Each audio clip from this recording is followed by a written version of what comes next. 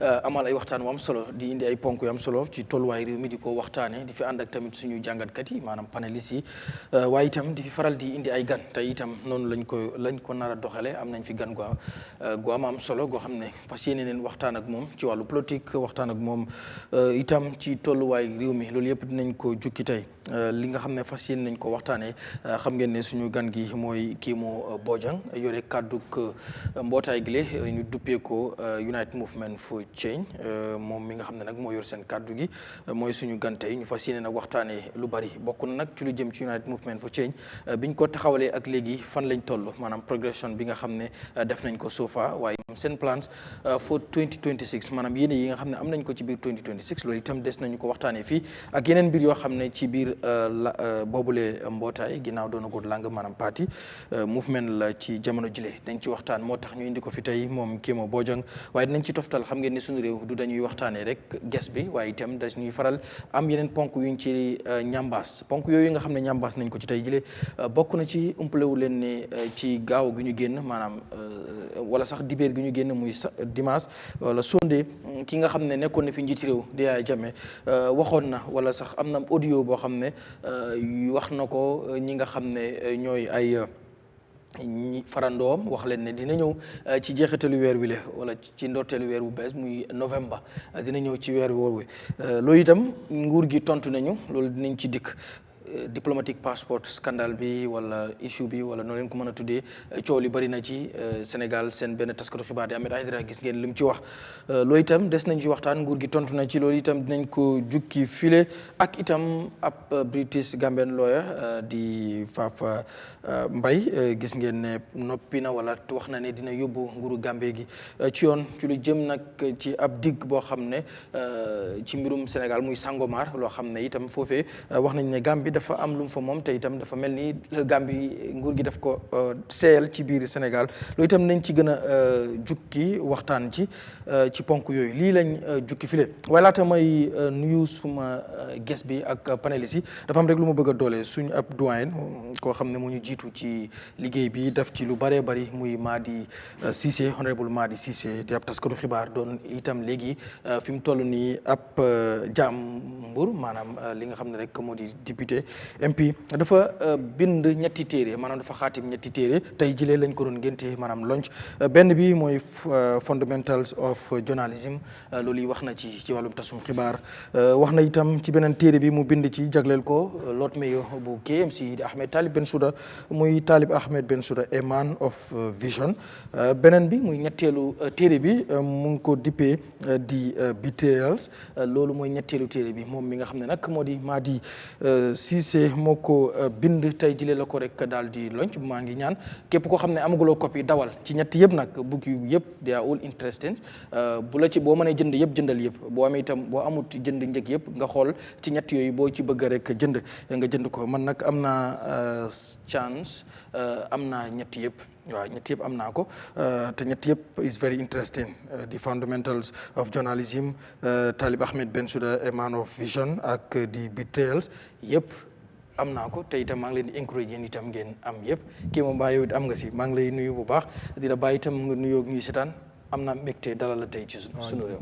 jërëjëf Garmi waaw man tam kontaan naa trop pour ñëw fii bii du suma njëkkeel pour ñëw waaye tey dama ñëw si beneen capacité te kontaan naa tamit gis naa fi ay suma ay mag ñi nga xam ne man ak ñoom ñoo bokk liggéey di ko dooree si Safa left kooku moom suma personnel mag la man dama koy ooyee turam sax man el polpo laa koy ooyee parce que man ak moom jaar nañ fu bari te kontaan naa pour share plateforme ak moom soo gisee tey ma mun a àggabe fii ba di toogaa moom si benn plateforme kon war na ne man tamit alhamdulilah si liggéey bu ma nekk di def am naa si progress jógee foofu tamit duudu tamit maa ngi ko sant di ko gërëm moom dama ko gisee ne moom mooy one of the politicians si Gambie bi nga xam ne at least di nga xam ne they are very subjective mooy ne gars yi seen gis-gis ak seen xalaat daal doo ko wax ne comme parti bii la wala parti bii moom li nga xam ne moo itteel dëkk bi moom noonu la dee gisee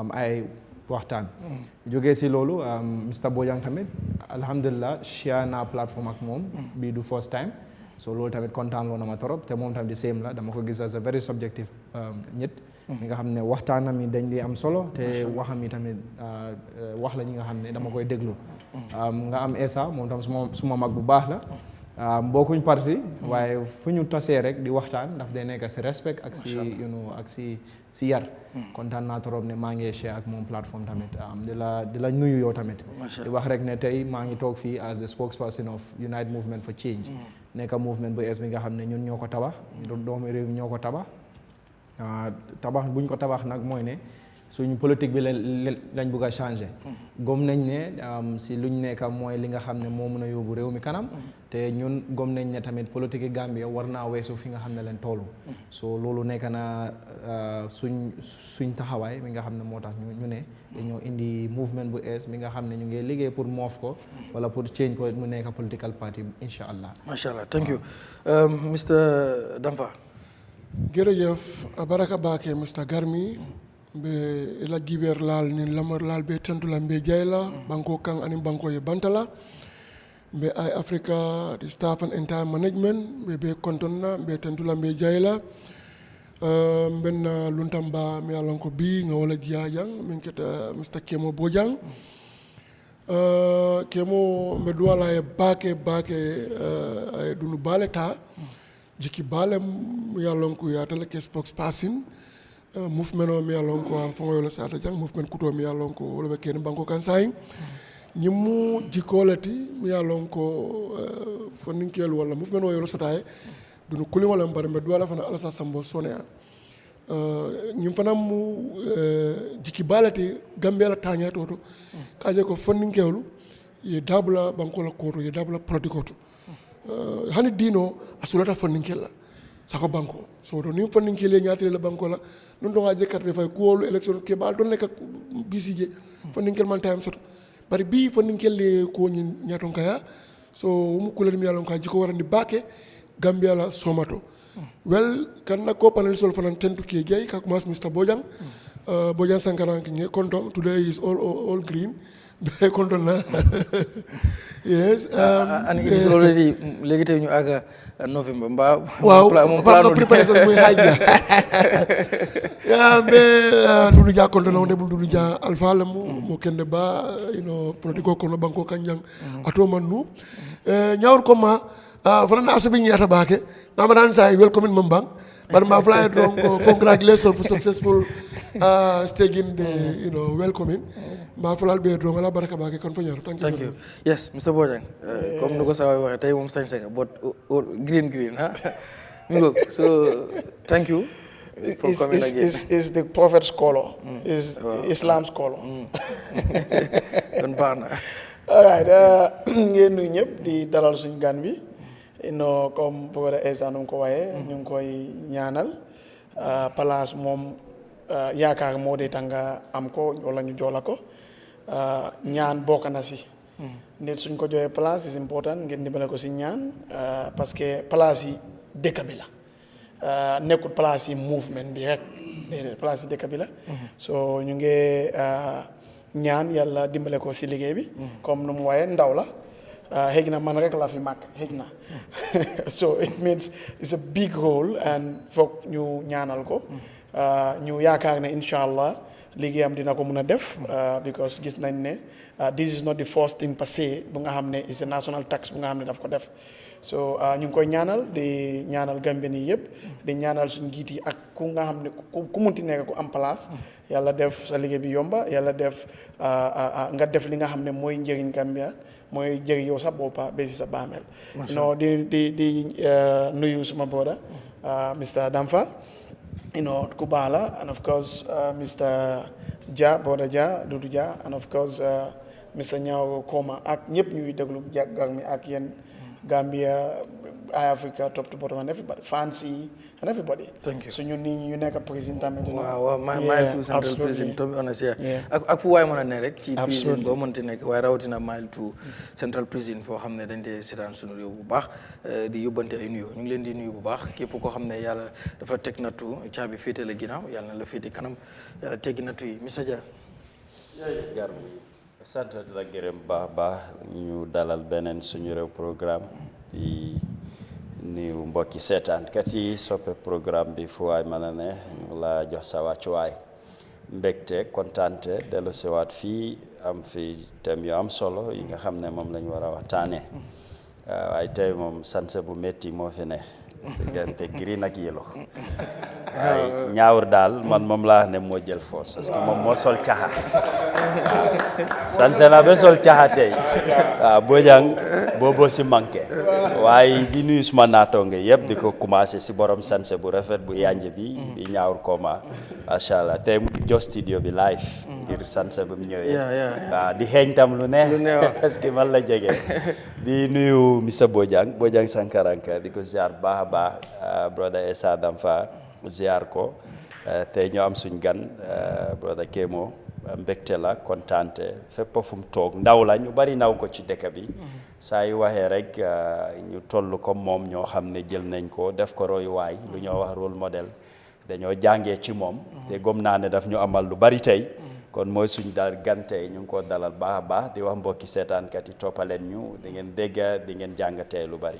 macha allah yes Mr Koma tey moom macha allah tey sanse am naa tey doomu soog ñu sanse bi ko yow sanse bi benn côté la nekk si digga bi non rek non saa yu nekk non bu wóoree may difa mu ngi liggéey si loolu yéen ñëpp affaire bi daal si digga bi rek la dee nekk bu wóoree awju billahi mina sheytaan rajim bismillahi rahmaani rahim di dalal suñ gan bi fii muy Kemo Bojang comme nu mu ko waxee mu doon rakasi man ñu yaaga liggéey yaaga ànda di waxtaan di def lu bëri so moom dafa nekk koo xam ne comme nekku ne xamante moo nekk suñ diggante raka la ci man maa ngi koo dalal fii si programme bi di nuyuwaale panélistes yi commencé ko si suma xarit koo xam ne yaaga nañ loolu at yu bëri la fii fu nekk lañ tase fu nekk lañ dee waxtaan du si radio yi du si online TV du si TV nekk koo xam ne nag wax dëgg dafa tolérant trop si politique muy Essa Damfa di ko jaajëfal di ko nuyu di ko wax ne as usual rek Mr Bojang tamit comme ni ma la waxee fii family affaire moo fi nekk pour réew bi moo tax ñu jóg dëkk bi dañ ko pencoo duñ ko paccoo dañ see waxtaan rek di jaajëfal suma naataango tamit Dudu Dia loo xam ne boo xanaa plateforme yu bëri saa yu nekk tamit fu ñu toog rek you have never disappointed definitely lu ñoo waxtaan fii yeneen saa yi mu tànga nga foog ne leen la waaye su jeexee rek jeex na mature people ñoo fi nekka te ku nekka fii da nga ne réew mi moo la ñor so leneen amu fi lu dul réew mi so maa ngi jaajëfal ñëpp di nuyu waale nu ma dee musa faate loolu mooy suñu able caméraman yi ak technicien yi ñu dee nekk si gannaaw programme bi ñoo dee tax askan bi adduna bi du ñu dégg di ñu gis so di leen jaajëfal and the entire management of Eyeafrica ay yow sa boppa gar mi gàcce gaalaama fii rek di dajale ñu bëri fii façon nit bu nekk nga dee isi waaye every time you are on top so thank you very much for according us the opportunity jërëjëf thank you ñaawul keroog daje nañ airport waaye gisuloo ma sax waaw yéen keroog gisuloo ma sax yes Mr Bojang mi ngoog so ñu ñëw nag start ci waxtaan bi United Movement for Change toog nañ Gambien ci dégg announcement bi from Talib himself comme mu announced that United Movement for Change wax tamit ne is for all the Gambians amul xaaj amul seen fu waaye mën a bokk te gis nga sa bopp ci movement bi rek ci nga bokk bi ngeen ko taxawalee ak léegi gis nañ ñuy wax ne 5,000 people gis nañ nangam toog nañ ba wax sax ne over 30,000 léegi but right now bu ñu la doon laaj progression bi maanaam fi ngeen tollagum ci bi ngeen sampee that movement ak léegi tey bu ñu Kemo doon wax fan la movement bi toll alhamdulilah comme noo waxee rek ñu ngi sant yàlla trop di ko gërëm parce que boo ñun movement lañ bi nga xam ne amaguñu 1 month depuis bu ñu annoncé ba tey so waaye depuis bu loolu happen gis nañ ne progress bu bari am na def nañ suñ first meeting bi nga xam ne ak suñ coordinator yi ñun loncaguñ sax first meeting lañ def ak suñ coordinator yi bi nga xam ne def nañ ko Abuja Theatre meeting boobu nag alhamdulilah gisoon nañ almost close to 500 people ñëw nañ si suñ meeting boobu foofu lañ jaayee suñ concept bi nag mi nga xam ne ñu ngi ko based on the core values ne one Gambia one people ne gëm nañ ne politique waruñoo xaajaale gëm nañ ne politique dafa war a nekk moto wala véhicule li nga xam ne dafa indi développement parce que gëm nañ ne suñ politique depuis 2017 wala depuis bu independence ñëwee nit ñi gisuñ seen bopp si politique yi Gambia te loolu war naa change parce que dafa war a nekk from bottom top approach waaw am na opposition parti yi nga xam ne try nañ pour indi loolu waaye yàlla mayu leen pour gars yi gis seen boppa si nguur ñun nag ñu gis ne ñun am nañ véhicule mi nga xam ne mun naa indi change boobu loolu tax na nag ñu ñëw ñu ne dañoo ñun ay doomi Gambia lañ te xaajalawuñ kenn gisuñ any différence bi nga xam ne moo nekk suñ diggante te suñ launching boobu gis ngeen different political parties different political members ñëw nañ fa kenn ki mel ni comme Duudu si boppam mu ngi fa woon te moom boo ko rak ñun benn movement ñëw na fa jox nañ ko plateforme pour mu wax parce que gëm nañ ne regardless of your political affiliation mooy ne regardless si political party boo mën a jógee si head boo mën a jógee si any economic disparity boo mën a jógee as far as Gambien nga te yow doomi Gambia fii nga juddoo war ngaa mën a gis sa bopp si suñ movement bi te depuis buñ dooree si yooyu lañ nekk di taxaw te si yooyu lañ nekk di move parce que dañ ne dañ bëgg a change politique Gambia te si tànka yooyu lañ nekk soo ma la tee si progressive movement bi alhamdulillah parce que 3 weeks ago bu ma doon seet data bi amoon nañ over 30,000 people ñi nga xam ne register nañ pour nekk members of the movement léegi registration bi du Gambia rek even diaspora bi but lii mooy online registration mun naa laa wax ne distribute nañ over 70,000 forms si dëkk bi ñi nga xam ne si région yëpp distribute nañ forms yi léegi form yooyu ñun ko war a jël pour ñu indi ko te gëm nañ ne balaa décembre bu soobee yàlla dinañ am suñ target of 100,000 registered members léegi loolu is just the first phase dañ ñun plan bu ñu am because politique dafa ànd ak stratégie foog nga am plan bi nga xam ne ngay doxal ñun suñ target is to have a number bi nga xam ne we can bank on it pour nekk majority bi si dëkk bi te ñu ngee work on it and everything mu ngee going according to plan te kontaan nañ tamit ne Gambie nii jël nañ movement bi def nañ ko seen boss ñu ngi start GoFundMe 3-4 days ago with a target of $10,000 alhamdulillah balaa maa ñëw fii reach nañ loolu ñu jógee si loolu démba man am na ku ma call fi nga xam ne Combo East la jógee Tanene donate nañu land te donate nañu xool tamit in that same Combo East fu nekkee am nañ programmes land bi pour ñu sampa suñ bureau bi la am suñ constituency bureau of Combo East nit gis nañ fi base am na ku ñu fa donate office so nga dem tamit am na Gambian yi ñu ngee ñëw from all walks of life di contribute pour seet naka la ñoo mën a yóbbee movement bi kanam parce que ñun lu ñu leen di wax mooy ne movement bi du about Kemo Bojang du about anybody this is a Gambian people's movement te alhamdulillah ñit yi ñu ngee jël ownership moo tax ñun lu ñu nekk di def mooy ne institution lañ nekk di set up institution boobu lu moo def nag dañ bugg a mu nekk a government in waiting a functional government in waiting mi nga xam ne suñ duggee si nguur bi amul ne lii la ñoo def lii ne already everything dafa nekk in place so alhamdulillah things yaa ngay dem well comme nu ma la waxee Gambie ne jël leen ownership progress am na te lu ma gën a kontaan loo sax mooy ne ndaw ñi ñoo gën a nekk di jël ownership of this parce que man lu ma dee wax mooy ne ndawi Gambia lu yaaga gisuñ seen bopp si suñ politique parce que soo xoolee suñ politique bi waaw man suma maas yi yaaga nañ si politique bi yàlla may nañu am nañ positions ak yeneen yi but di nga realize ne majority of ndaw ñi si Gambia sànni karta bu jógee jotee ñiti duñ sànni karta comme Essa nu mu ko waxee duñ dem uti voters card sax parce que lu xew mooy ne dañ lose faith si système bi ñun alternative boobu lañ nekk di provide mooy ne ñun beneen tànk lañ nekk di provide mooy ne su nekkee mënuloo koo jox A mënuloo koo jox B ñun mun nañoo nekk C nga jox ñu ko te gëm nañ ne ñun suñoo bil suñ document bi mooy nekk di people's document bi nga xam ne mooy nekk suñ manifesto bi dañ ko def broad consultation Gambien yëpp ñooy joxe seen xalaat dañoo dox from Barra to Amdalay ñu dem Karton to Koyna pour gis ne Gambien yëpp seen xalaat mën nañ ko faa def mu nekk di document of the people parce que gëm nañ ne any political movement or political party or institution bi nga xam ne lañ war a taxawal war naa nekk institution bi nga xam ne dafaa nekk a reflection of the people mooy ne nit yi suñ ko xoolee war nañ see gis seen boppa te ñun si doxalin yooyu lañ nekk te gëm nañ yàlla ne bu soobee yàlla nañu may ndam thank you very much. Good wax nga lu am solo ci wàllu progression bi ak fu ngeen tollugum noonu yëpp ak ci mbiru data bi but like xëy na loolu di nga clarity because boo gisee ñu indi tey spokesperson bi bëgg nañ tamit bu fi jógee lu bari loo xam ne lënt na ci askan wi jëm ci wàllu United Movement for Change moom mu gën a leer amoon na ñoo xam ne ñu ngi doubt comme data bi ngeen wax comme like over 30,000 ñu bëri woon na nu mu mën a demee because of benn movement boo xam ne daf fi juddu bërki démb rek amagul sax 1 month nan la war a mën a nangam léegi tey boo ñu doon wax data bi maanaam tey bu benn journaliste wala kenn rek wala benn concerned citizen rek bu bëggoon a ñëw vérifier pour mën a xam ndax loolu am la ndax dina possible man maay verification bi man maay authenticity bi moo tax man maay baati movement bi man lu ma wax dama koo jëlee from an authentic source wax ne lii lañ am lii lañ taxawal bu nekkee ne man crédible ma pour joxe loolu kon man nekkuma di def suma liggéey so loolu laa bëgg rek pour ma clarify loolu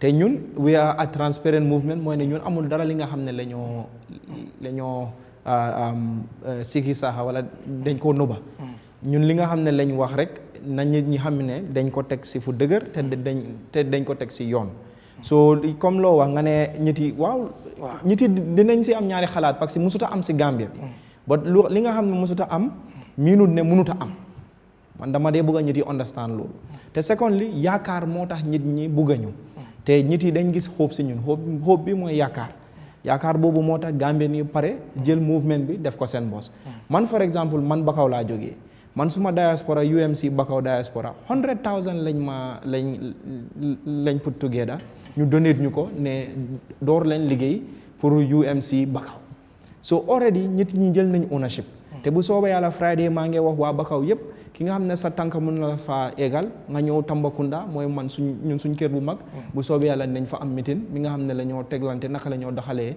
movement bi si biir Bakaw so wane na ne nit ñi already jël nañ ownership so li nga wax ne moo ne comme nomba si ne ñu bari ñu ngi because of nga baal ma li nga wax ni like comme yow ay spokesperson moo tax ñu indi li ñun lu ñu spokesperson bi wax rek ñun as a journalist dañ koo gëm man li nga wax man dinaa ko gëm as a journalist because of you are the spokesperson but like ñenn ñi nga xam ne ñu ngi doubt comme lu tax ñu koy waxee mooy loolu bu amee mooy mun nañu wax ne this is the first time a movement ñu form ko mu am comme success bu mu am nii because waaw loolu Gambia loolu dëgg la moo tax it man ma ne xam nga ñun dañ ñëw pour wéy ci politique si Gambia for exemple balaa ñun ñoo ñëw political party yu bari di nga wax ne bii mooy si gën a rëy bii mooy si gën a rëy noo ko dee baissé mooy ne election results waaye am na ñeena for exemple dinañ rëy waaye duñ am voters because probably maybe seen voter population nekku fi maybe diaspora lañ bari or something so ñun li nga xam ne lañ indi mooy ne dañ indi registration mass party lañ mooy ne parti ñëpp lañ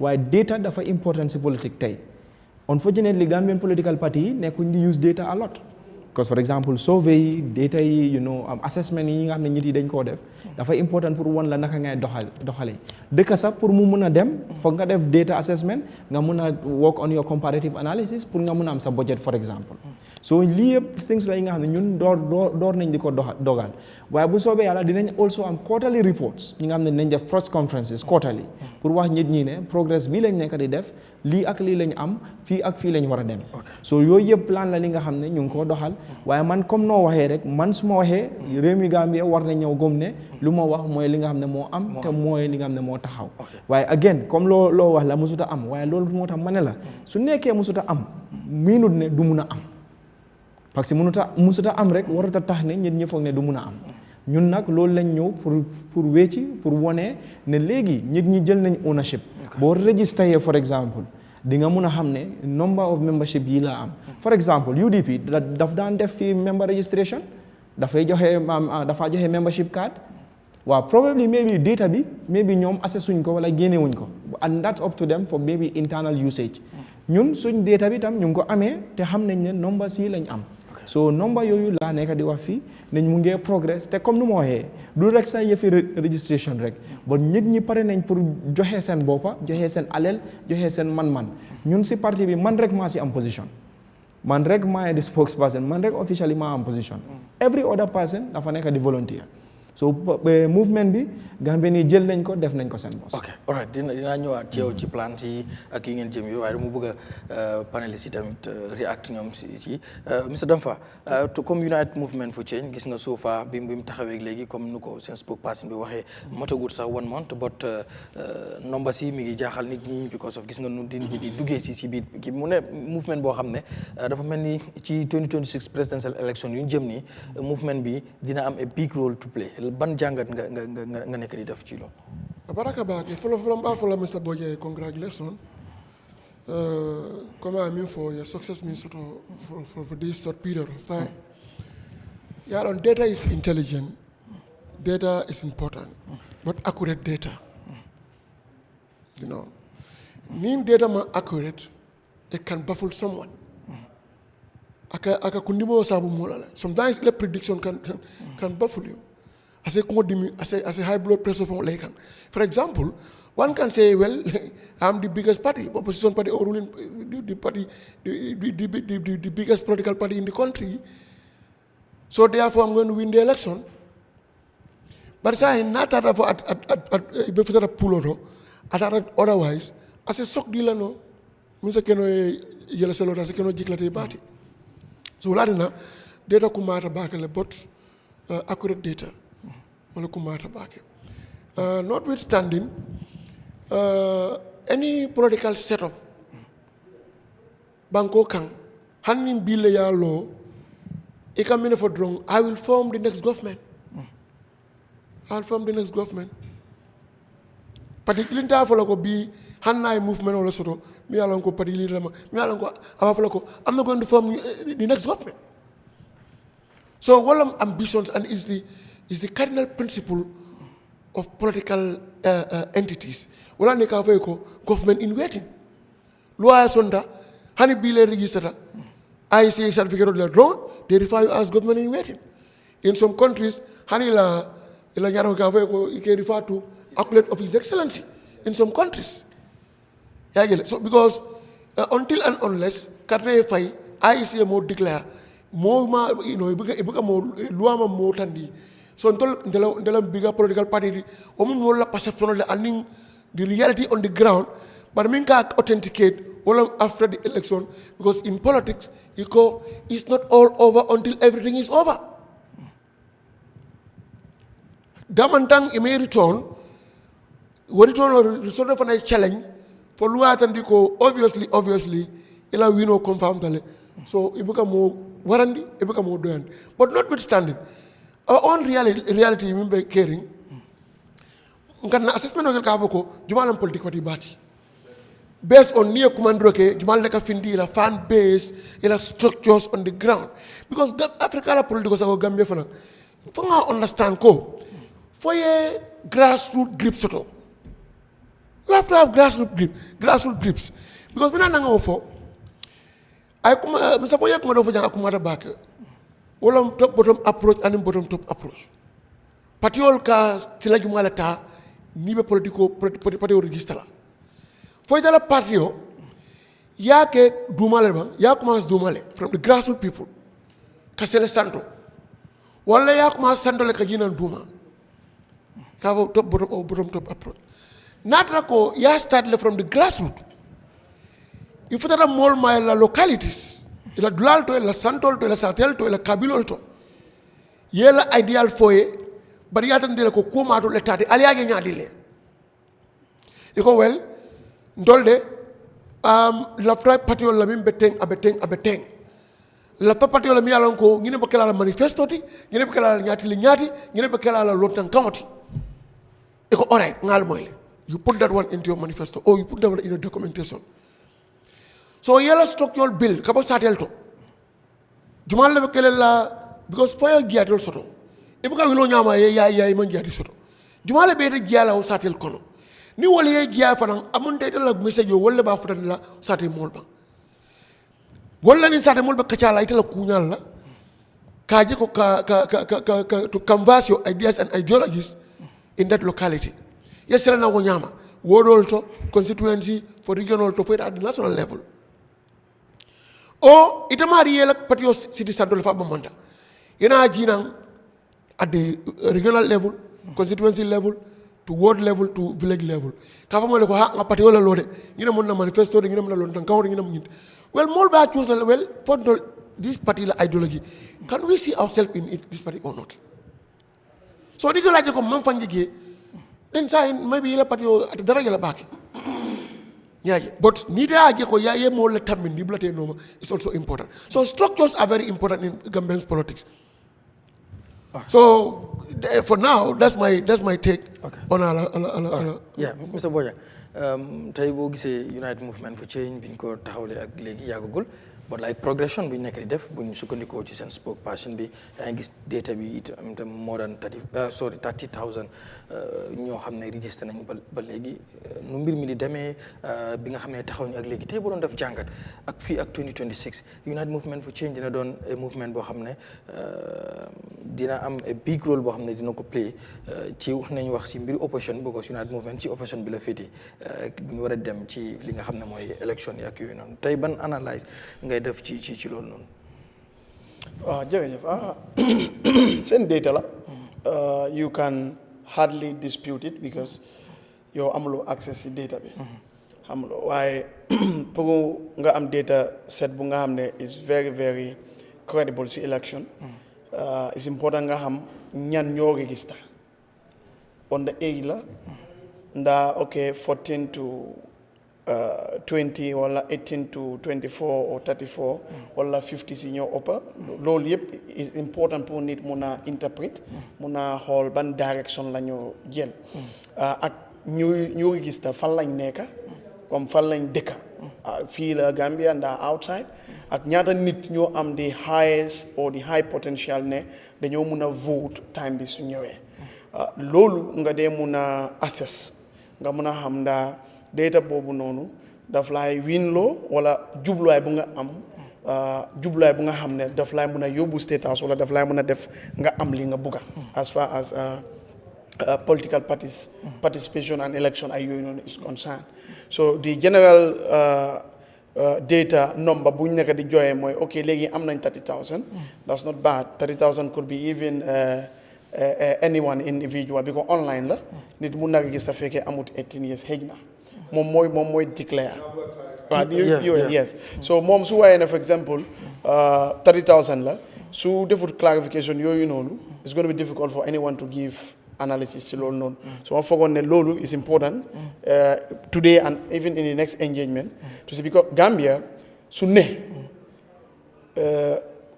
history bu passé dañ koy toppa da ngaa gis ne comme ni mu ko waxee most of the youth duñ dee vote so it means even if you have, let's assume that is what is going to continue nga am a lot of ñu la boot te election bi duñu vote then it means data boobu noonu daf laay baful parce que ñooñu they don't usually vote comme maire yi ak paa yi nuñ dee voter so if we have those characteristics of the data daf ñu dimbale pour mën a assess ak ñu not only us but Gambians ak ñooñu sa seen boppa dañoo mën a xam what projection it is because I think from the last census xale ñu nga xam ne ñu ngi from 18 years to 24 ñoo gën a bëri si dëkk bi daan yeneen chunk of age groups understand nga so ñooñu noonu pour am leen is important imagine so data bi I believe bu ñu doon set seen questionnaire ak seen registration I believe ne war nañ mun a am loolu yëpp as part of information bu ñoo request from the applicants or the registrants ñu mun a xam and I think if noonu nañ ko defee they can easily bet ne lii moo mun a am most likely dañ koy am because all those indicators are there I'm not sure I'm not privy to send data and so on why man lii laa si jànga it's not enough to collect data but you need to collect accurate data margin of error and so on so loolu moo fa ne daal but we are not gisuñ ko suñu dañ ko dégg rek but ñun lu ñu mun a yokka lu ñu mun a sojex lañ nekk def parce que xam nga man li ma góom bokk naa si United bokkuma si United man bokk naa si Gambia man Gambia laa bëgg mu dem si kanam so that is it so man suggestion bu ma am ak opinion bu ma am si nit wala si movement man dinaa ko wax soo ko jëlee fine soo ko jëlut fine noonu la rek yeah all right no problem so lu suma brother bi wax parce que moo tam Bojang la then maa ngi ko ooj pour mu register because mi na ne register wut because soo register woon di nga gis ne daf la dee laajte sa phone number sa ID card or voters card number ak tamit daf la dee laajte location boo nekk mooy the region bi nga xam ne nga stay so suñu nit amutee ID card doo mun a register so without an ID card so already ñun ñu ngi dismiss ñi nga xam ne they are under the age of 18 so amutee waa sa ID card or sa voters card te secondly there's a section foofu because comme lu ñu waxee dañ bëgg a mu nekk a people centered movement there's a portion bi nga xam ne daf la day laajte what can you do pour nga change Gambia or lan nga bëgg a gis si Gambia bu ees foofu tam ñu ngi jël opinions ak polls. So comme lu mu wax lii is internal data mi nga xam ne ñu ngi ko use but it does tell us the demography because already we know the number of people registering. It does tell us the location because of the code number bi nga xam ne nga use pour nga register. It also tells us fan la demography yi nekk based on the geography because daf la dee laajte sa region boo jógee. So it gives us an idea of what we are working with, and we have also done surveys, and we know we're standing at a very strong position. So I just wanted to clarify. Okay, that's fine. Yes, Mr. Jah, the question mooy gis nga United Movement for Change bi mu taxawee ak léegi progression bi mu taxawagum ak léegi comme numbers yi ñu bari ñu ngi wax seen spokesperson bi gis nga tamit leeral yi nga xam ne indi na ko ci ak mbir mi ni ñu ko doxee but léegi ñu bari am na ñu jàpp ne United Movement for Change dina play a very big role ci election yu ñu dëgmal muy 2026 president election so far ci seen progression yow ban jàngat nga ci def soo dégloo seen spokesperson bi Kemo Bojang li nga xam ne wax na ko. waaw jërëjëf li mu wax lu leer la li ci jiitu ñoom nangoon nañoo doon movement nga politique dafa ëmba lu bari waaye stratégie lu am solo la ci politique maanaam naka ngay doxale soo gisee ma foofu ne ñoom nangu nañoo doon movement dafa am tey ñu bari movement lañ amee ñu tuddee ko parti maanaam mënuñoo differentiate lan mooy political party ak lan mooy a movement ñoom dañ ñëw rek jël tur commencé yëngatu na ñoom parti lañ so foog nga xam sa stratégie lan la ñu ngi ci bunta boo xam ne ci wàllu registration lu am solo am na parti yu fi sosu sa defuñ ko am na movement yu bari ñu ngi fi defuñ ko soo leen laajoon seen membership ci lan ngeen sukkandeku lan mooy base bi dañoo xayma rek ñu ëppa ci ñoom depuis ñu nekk fi gisuloo ñu organise benn activity so ñoom fuñ dooree mun naa ne stratégie la te fooguma ne soo xoolee ñi fa ne duñ ay gan ci politique doo wax ne ñii ñu ees lañ wala dañ jóg di làmbaatu li ñoo def xam nañ ko mun nañ ko and politique yi Gambia wecceeku bari daf ci am ci biir waxam wax na ne maanaam ñoom seen taxawaay wala ci lu ñoo puus dafa mel ni third option lu ñoo wax third option nguur bi mu ngi fi opposition yaa ngi fi ñun ñoom jóguñu rek ne nañ dem bokka ci opposition waaye dañ am luñ bugg a wecc ci politique bi dañ ñëw ak doxalin bu bees loolu rek dina tax ñu bari nañ naa comme que doxalin bu bees la xaaral ñu dem bokka ci lu bees loolu kon du nekk lu yomba liggéey la surtout Gambia parti yi bari nañ mouvement yi bari nañ te ba tey jeexagul ñu bari ci yoon bi ñoo xam ne ñu ngi ñëw pour bokka so ku nekk da nga soxla stratégie soo buggee dem foog nga stratégize even political party yi seen boppa foog ñu stratégize comme niñ deexee rek nit ñi kenn moomu leen tey ñu farak yow ëllëg mun nañoo toxu ñu dem feneen soo amee mbooloo nag mbooloo bi nga am naka ngay def ba wecci ko mu doon karta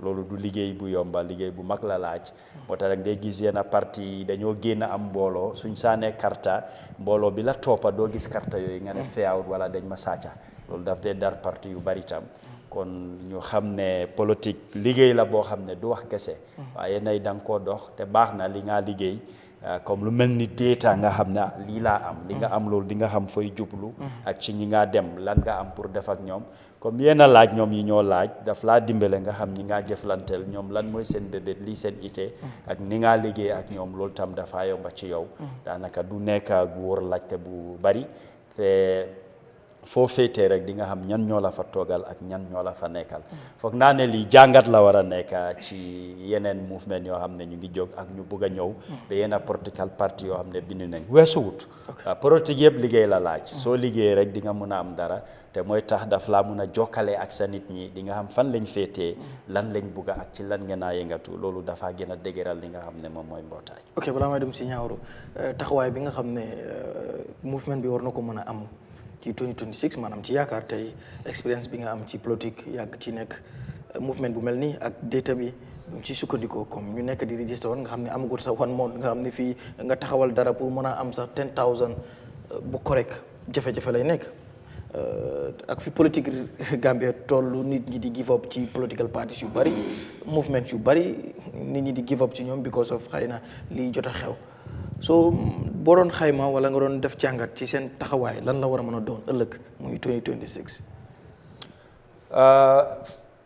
bépp mbootaay boo xam ne ndaw ñi farlu nañ takku lañ ëllëgam dañ cee am yaakaar ngir lu ñoo wax rek ndaw yi tey kilifay ëllëg te ñoom ñu ngi xarañ ci bunta boobu lool pour naka la ñoo fexe ba gis ne ñu ngi woon ndaw ñi sax ne lii yéen a ko moom loolu boo ko mënee sàmm rek nga am yaakaar pour ëllëg ngir ndaw léppalum góom mu ngoy ci ngoyaalu ci bu dëgër daf ko bosam pare pour liggéeyal ko dafa mën a dox ak moom jëm fu sori comme li nga wax rek man loolu lu ma expérience la biir APRC soo xoolee APRC as a parti dafa am lu ñu xamee ci youth league maanaam dañ dee dem ba ñoo xam ne sax amuñ 18 years waaye dafa am fu ñoo jaar ak moom ak fu ñoo jaar ak ñoom ak lu ñoo def ak ñoom pour ëllëg dafa am lu moo jur moo tax boo xoolee bu impasse bi ñëwee taxaw ñu bari yaakaaroon nañu parti bi pare na ci ay ndaw ñoo jóg taka seen digga ñun ñëpp ci loolu lañ sosu génn wane li nga xam ne loolu lañ xarañ waaye defar bi lu yàgga la loolu la ndaw di njëriñ ci parti loolu la ndaw di njëriñ ci mouvement loolu la ndaw di njëriñ ci mbootaay foog nga gëmloo ko ne ko mbir mi yow la te ëllëg léegi dañ koo teg sa loxo loolu moo tax su affaire yi buggee wengalu rek dina jóg soldaalaam takkandigaam gis ne lii man maa ko moom waruma koo bàyyi mu suux te lii man ci loo xam ne loolu laa expérience dama ko ñaax ku nekk 2026 nag mu nekk géew boo xam ne du nekk géew bu yomba dafa mel ni 2021 lu bari luñ ci xayma woon dañ ko def between the incumbent ak li nga xam ne mooy di main opposition di UDP lu mel noonu lañ commencé ngemba lu dut opposition bi mouvement ni ñoom ñooy mën a wecci doxalini game bi waaye fu mu nekk daanaka lu mel noonu comme ñi bàkka loolu lañ xaw a gisagum te su fekkee ne ci loolu la moo dox den di nga gis ne ñu bari li leen tax a jóg as a movement wala nga nekk parti boo xam ne sosu nga lan moo la tax a jóg sa yenn agenda programme si nga am nooy def da nga am pour aj ko da nga am pour boxa ko da nga am pour bokka ko keneen ngeen ànd liggéey loolu xam naa si kanam dina gën a fees waaye daal ñu xoolagum fu mu nekk géew bi mu ngi xaw a jaxasoo tuuti waaye suñ demee ba ci kanam rek ku nekk ngemba mboram dina xam fan lañ jëm Mr Koma nan nga gisee United Movement for Change progression bi nga xam ne def nañ ko so far ak itam tey boo doon jàngat taxawaay bi nga xam ne ñoom war nañ ko mën a am ci presidential election yu jëm 2026 ban jàngat nga ciy def. jërëjëf Garmi comme sa laajte bi nu mu ñëwee data dafa critical torop te affaire yi data dafa sensitive. United Movement for Change am nañ data according to Kemo 30,000 waaye data bu nekk dafa war a am loo xam ne ñoo ko garder safeguards la moo nekk si biir data bi because léegi dama laa jox exemple even the most controlled and most monitored data like the IEC just nañ fi def they am multiple registrations. So to have a data bu luy eliminate loolu benn is important ñoom data buñ am ak 30,000 buñ register noonu si ban parti lañ nekkoon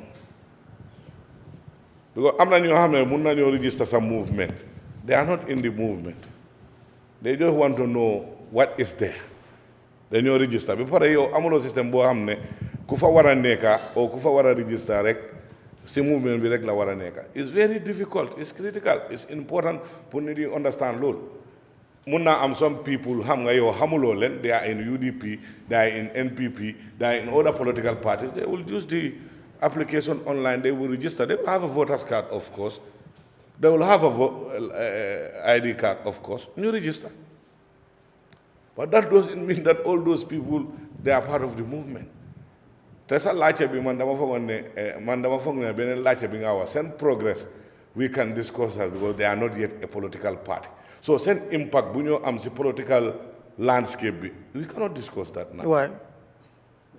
They are still a movement, bro. xanaa movement mënuñoo dem election without li ma wax mooy ne you cannot put the card before the horse. yaa dama la laaj ma ne non just a movement rek non dama la laaj ma ne est-ce que a movement kese mënutu dem in an election. Wow, man, mënut a dem. waaw so yes so léegi comme ñoom xam nga ay sunu xam nga yàgg ne waruñoo jël seret bi jiital ko balaay fas bi léegi ci foofu noonu lu ma la bëgg a wax foofu mooy mënuma la laaj ne la ñii suñu nekkee political party nekkaguñ ko ginnaaw movement moo tax ma ne li their progression so far waaw loolu tam ma ne ok ma ne ndax tamit ëllëg luñ mën a jàngat si seen taxawaay ëllëg loolu tam waaye anyway soo yow mun ngaa wax am man dégg naa li nga wax bu ok baax waaw yeah ok da nga yaakamti dama la ne progressive movement bi laay wax ok waaye soo ma laajtee beneen laajte bi ko dafa am subsequent question bi nga laajte yeah bu bokka si progress bi mooy ne ban impact la ñoo am su nekkee when it comes to the presidential election ma ne la loolu si plateforme mënul ko doo discuss because they are not yet a political party ñu ne movement la xanaa movement du dem élection nga ne movement du dem élection Gambia de fii mosuma koo gis waaw ban movement yaa soobee yaa movement yes déglu ma rek soobee xam yes nga li ma wax mooy ne gan mi ba léegi yéen a ngi delluwaat di same thing li ma wax alright ok Essa Faal bu moo fu movement dafa dem officially mu register with the IEC as an independent candidate déglu ma rek waaw loolu laa laa wax waaye bu mu ko commencé whatever Sobeya it's a slogan it's a political clique loolu Sobeya movement loolu clique la political wax la dafa mel ni ku nekk soo jógee rek nga mu ne damaa foom suma parti ma wax stade di wax benn kaddu si olof o si soose man bañuma loolu ma ne la movement progress bi I can contribute waaye movement bi they are metamorphosing into a political party balaa loolu di am soo ma laajee that question is going to be premature okay because li ma la wax nii dama la ne data is sensitive because data li ma la wax ne all other political parties have access to online yow ñu nekk si political party boobu mun nañoo register yet still with your movement dama la ne IEC moo xam ne they have those sophisticated softwares then they am multiple registration from different areas the same person am ñetti voters card si benn système loolu gis nañ ko fii kenn mënut a dispute loolu c'est ñooñu the amount of time ak resources buñ fa spend movement bi duñ mën a spend loolu because this is a national entity this one is a movement of people it's different so su nekkee loolu mun naa am flow foofu mooy man suma doubt ñaareel bi data the same data I'm telling you as a movement if they want to change the status quo of Gambian politics they should make it accessible to people because political party yu fi nekkoon yëpp amoon nañ seen data comme lu mu ko waxee dañ dee def loolu in house waaye yow soo taxawee si plateforme nga ne am nga 30,000 make it accessible that is the new one soo ko defee waaye soo ko deful nga ne Kemo ñëw na fi as the PRO mu wax ko Kemo moo ko wax Kemo moo ko wax like any other political party man as a journalist I will consider it as a official I'm not saying it's not official. No, man foofu moo ko dara xam nga moom ma yar moom xam na suma jikko su nekkee nag man dama fi wallu amul konte moom moo fi ndax du déedéet feelu man feelu ma li ma wax waxuma la xam nga understand lo moom mooy suma mag waaw man waxuma ne Kemo waxut fi dëgga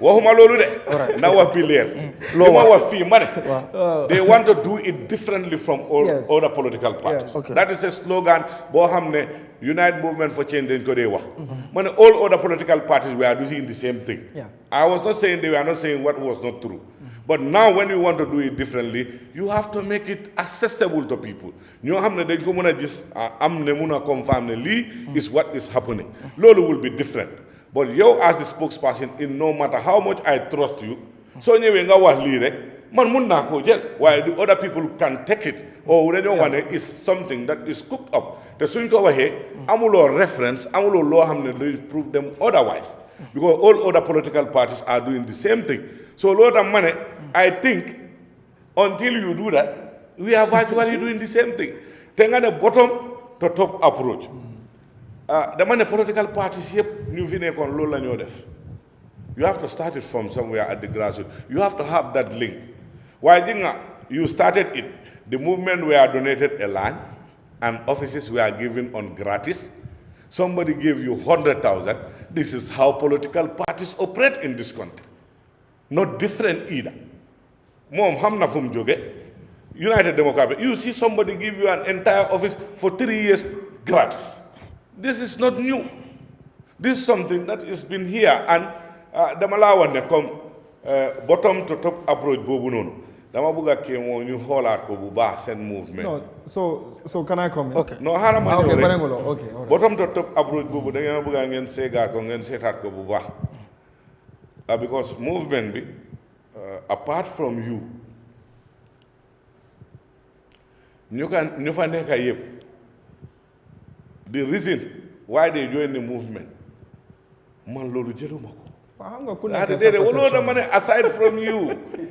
aside from you because you said I read your letter it is not incriminating you're not giving excuses you made a decision a bold one and you protected and you thanked and you know you grew through something that is life you move on we move but some people the ones they are giving it's not bottom to top approach it's going back and forth because when you want to take bottom to top approach you not go that lane you will say like you said it's a democratic right I've taken a decision in my life I want to take a new challenge and that's where you go this is it but if you tell me I'm leaving because of an individual is treated in A, B, C or Z it is not politics of individuals it is of ideas policies and programs and when you tell me that man su nekkee man nga ko wax man dama discourage because someone when a principle A, B, C la am issues yes I can further but when you say number diw kii nga jëlut loolu tax man fooguma ne man mun naa nekka soo demee anywhere suñ jëlut ki nga foog dañ koo jël dangaa demaat feneen understand so man foofu laay waxee the data like everybody has alluded to it we are not having issues with you or your utterances but if you want to make it different like the way other people were doing you make it accessible to the ordinary Gambian. You have the dega United Movement for Change 30,000 buñ register ni 5,000 bi area bi la jógee 2,000 area bi la jógee under 8 bi why lolu ke in-house information information so let me just help out so xam nga da nga ne sa first point bi nga ne ndax ñooñu mun nañoo jógee si different political parties or they can still be members of the which is completely fine in fact man lu ma dee wax mooy ne ñun suñ movement we were inviting everybody this is not a movement based on a political institution alone this is a national calling bi nga xam ne lañ nekk di def ñun bugga nañ even soo nekkee part of another party register with us so register most likely mun nañ la convince nga join ñu that's one two lu mu wax tamit mooy ne moo tax every data boy collect da nga am margin of error bi nga xam ne da nga ko fa dee bàyyi be it su moo nekk 3% la be it su moo nekk 4% be it su moo nekk 5% depending on the data you're collecting because data tamit du dee accurate 100% but the third thing lu moo mën a wax mooy tamit ne data is subjective based on how you assess it right in as much as comme for example fii gis nañ fi credible data resource houses like Sepras génne nañ fi data and people are like ñun agree wuñ si man sax in 2021 Sepras génne na data man agree moo si woon but when it came out ma realize ne lu Sepras wax ak lu ma gis it was similar so ma conclude ne probably Sepras is right so that's so loolu one point la ñun suñ movement bi even if you are a member man dama bëgg a wax the viewers boo nekkee beneen parti sax register with our movement ñun we are calling every Gambian from all political parties to register with our movement that's one two and even so like no suma time like you are in anybody okay go on Garbi today no definitely let me help you so won dede dama ko fofu la nekk di waye okay li ma wax mooy ne in a not say nga dese sax waaw yow say every time loolu la amul problème waaye tey xam nga ne comme li ma wax li nga wax ne every data is subjective to the interpretation perfect that's perfectly said interpretation bi Sepras bi nga wax noonu seen survey bi how is it not subjective because you don't know because it has many connotations you have to determine the outcome of what survey and the resource that is being collected who the targeted people are who are the people that you met and how did you meet and the number of people you met as per region is all important they are determinant factors ñoom seen boppa seen report bu ñu joxee in LRR entire 19 people nga meet 19 people my friend that is not a yardstick to measure anybody's importance or anybody's political stand anywhere in the world out of an entire region boo xam ne is nearly more than 50,000 people yow nga interview 19 people from where from which sector 19 people yooyu ñan la what is their political affiliation even before you met them These are all things that are very important. So when it comes to data surveys, they are subjective to how it is done. Exactly. And why it is done. The reason why we are met, or with the people you met, and how. You don't qualify that easily. Why? See, it must have a comparison data. It must have another subjective one that may be created or that may be done by an independent guy also who has no vested interest in whatever he does. It is like neutral. Right. Why Fofala like Wahe? The strength and the registration 30,000.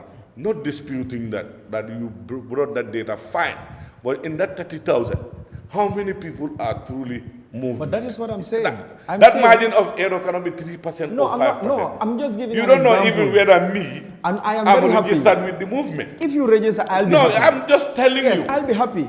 Online, you don't know whether I'm registered in the movement. But if I'm registered in the movement online, you count me among the 30,000. Obviously, it's 29,999. Right. For me, I'm not there. Thank you. This is what I am talking about. Right. Yeah, Thank so, you. Thank you. so how am I talking to Yeah, you just okay. All right, no problem. Yeah. You made mention of just to improve. It's Gambia. Yeah. Just to improve. You made mention of if you don't have an ID card, a valid one.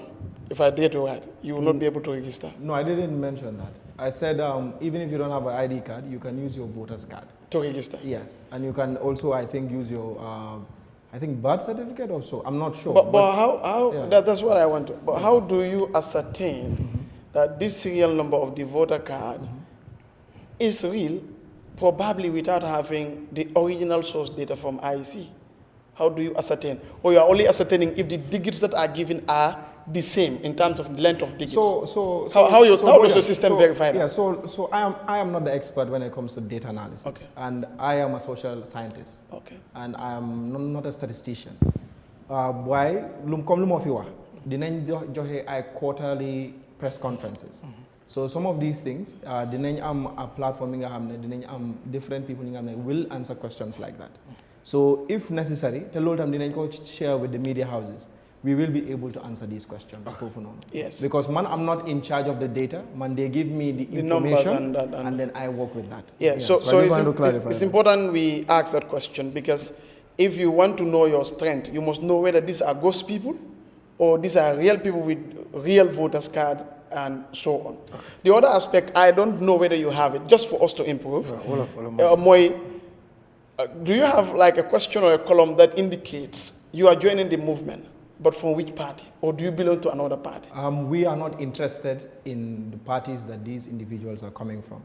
But we do have a column where you are asked, who did you vote for in the last election? All right. Yes. Yeah, so I asked that because that would also help the movement and general Gambians to know where is the source, who is the potential threat as far as politics is concerned, who is our most aggressive. I understand. I'm just trying to, the discussion is not for you only. I'm not United Movement for affect UDP.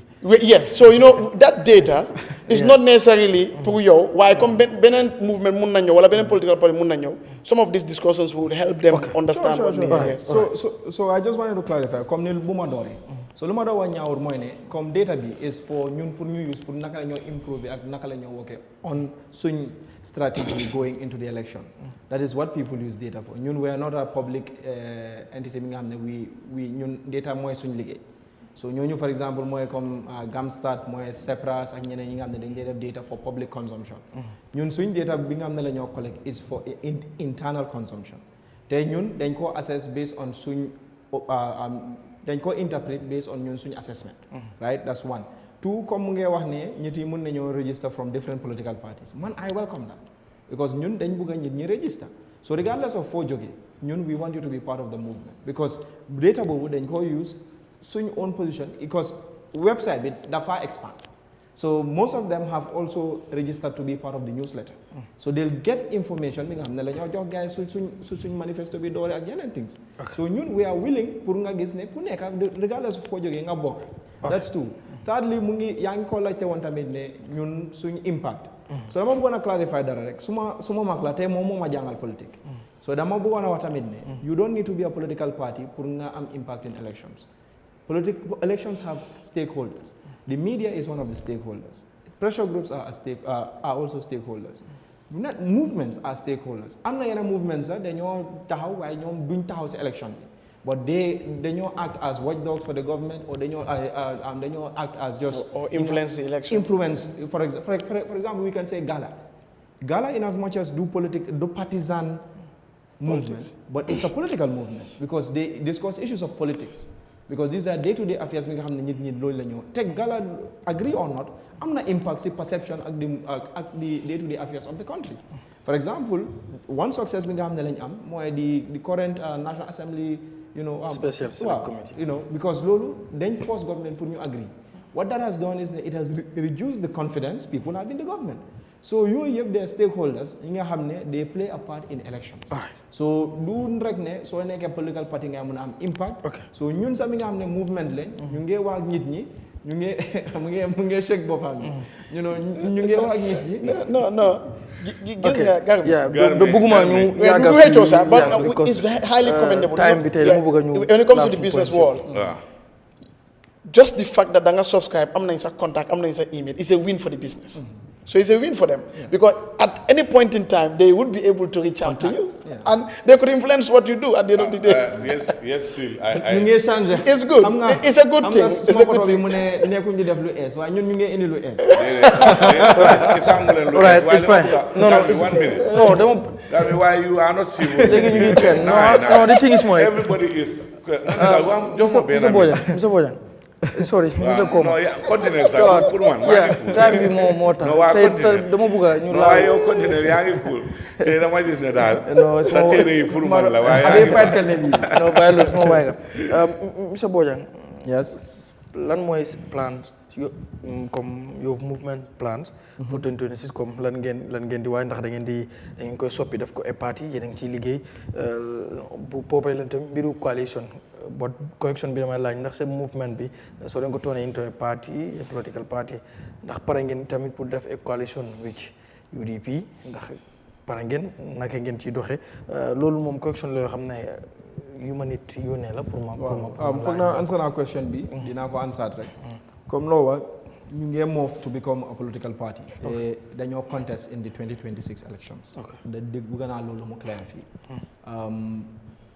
ñun suñ tur bi wax na Unite Movement for Change Unite bi loolu lañ taxawal pour gis ne naka la ñoo boole Gambien yi yépp ñu nekk benn ñun we are working open to working with any group ñi nga xam ne Gambian lañ they are political entity be it pressure groups be it the civil society be it political parties ñun amuñ xaajaloo amuñ dara ki nga xam ne gis nga ne ñun suñ movement bi suñ taxawaay dara la li nga xam ne gis nga ci sa boppa pare nañ pour liggéeyoo te ñun we are not arrogant we are ready to meet other political parties pour waxtaan ak ñoom seet naka la ñoo bokkee nekk benn Mr. Bojang dama share woon ak moom benn panel mu ne time boobu maa ngi UDP so they asked a question ñu ne ndax Gambia ni man gëm naa ne change dina am ma ne waaw gëm naa ne change dina am 2026 waaye comme foofu daal lu ma fa wax mooy ne gëm naa ne opposition yi dañu war a come together ñu nekk benn man loolu li nga xam ne lu ma yaagaa gëm la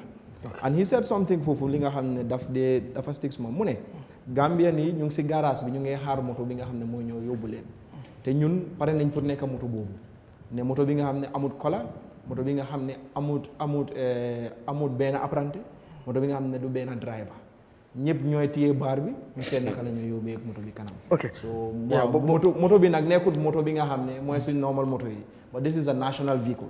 ok so su ma ne moto métaphore la pour wane ne li nga xam ne la ñëpp di téye together ñu yóbbu ko kanam. waaw question bi damay ñëwaat ba tey like xam nga dañu waxi coalition nga gis United Democratic Party seen leader bi His Excellency Loya Sunu Daabu wax na ne comme ñoom ubbi nañ seen bunt yi pour a coalition but xam nga debate bi dafa nekk si ndax UDP kan moo war a lead who comme si among the opposition parties ñi naan UDP nangam wax ci but comme yéen United Movement for Change ni nga wax ne comme like yow sa bopp gëm nga ne pour ñu mën a jëlee fii ku fi nekk wala ñu mën a fa opposition bi mën a boolo so si booloo boobu laa gëm yow ndax gëm nga ne condition war naa am like ñu war a xam ne kii moo war a jiitu because of ndomba bi wala kii moo war a jiitu because of nangam ak nangam.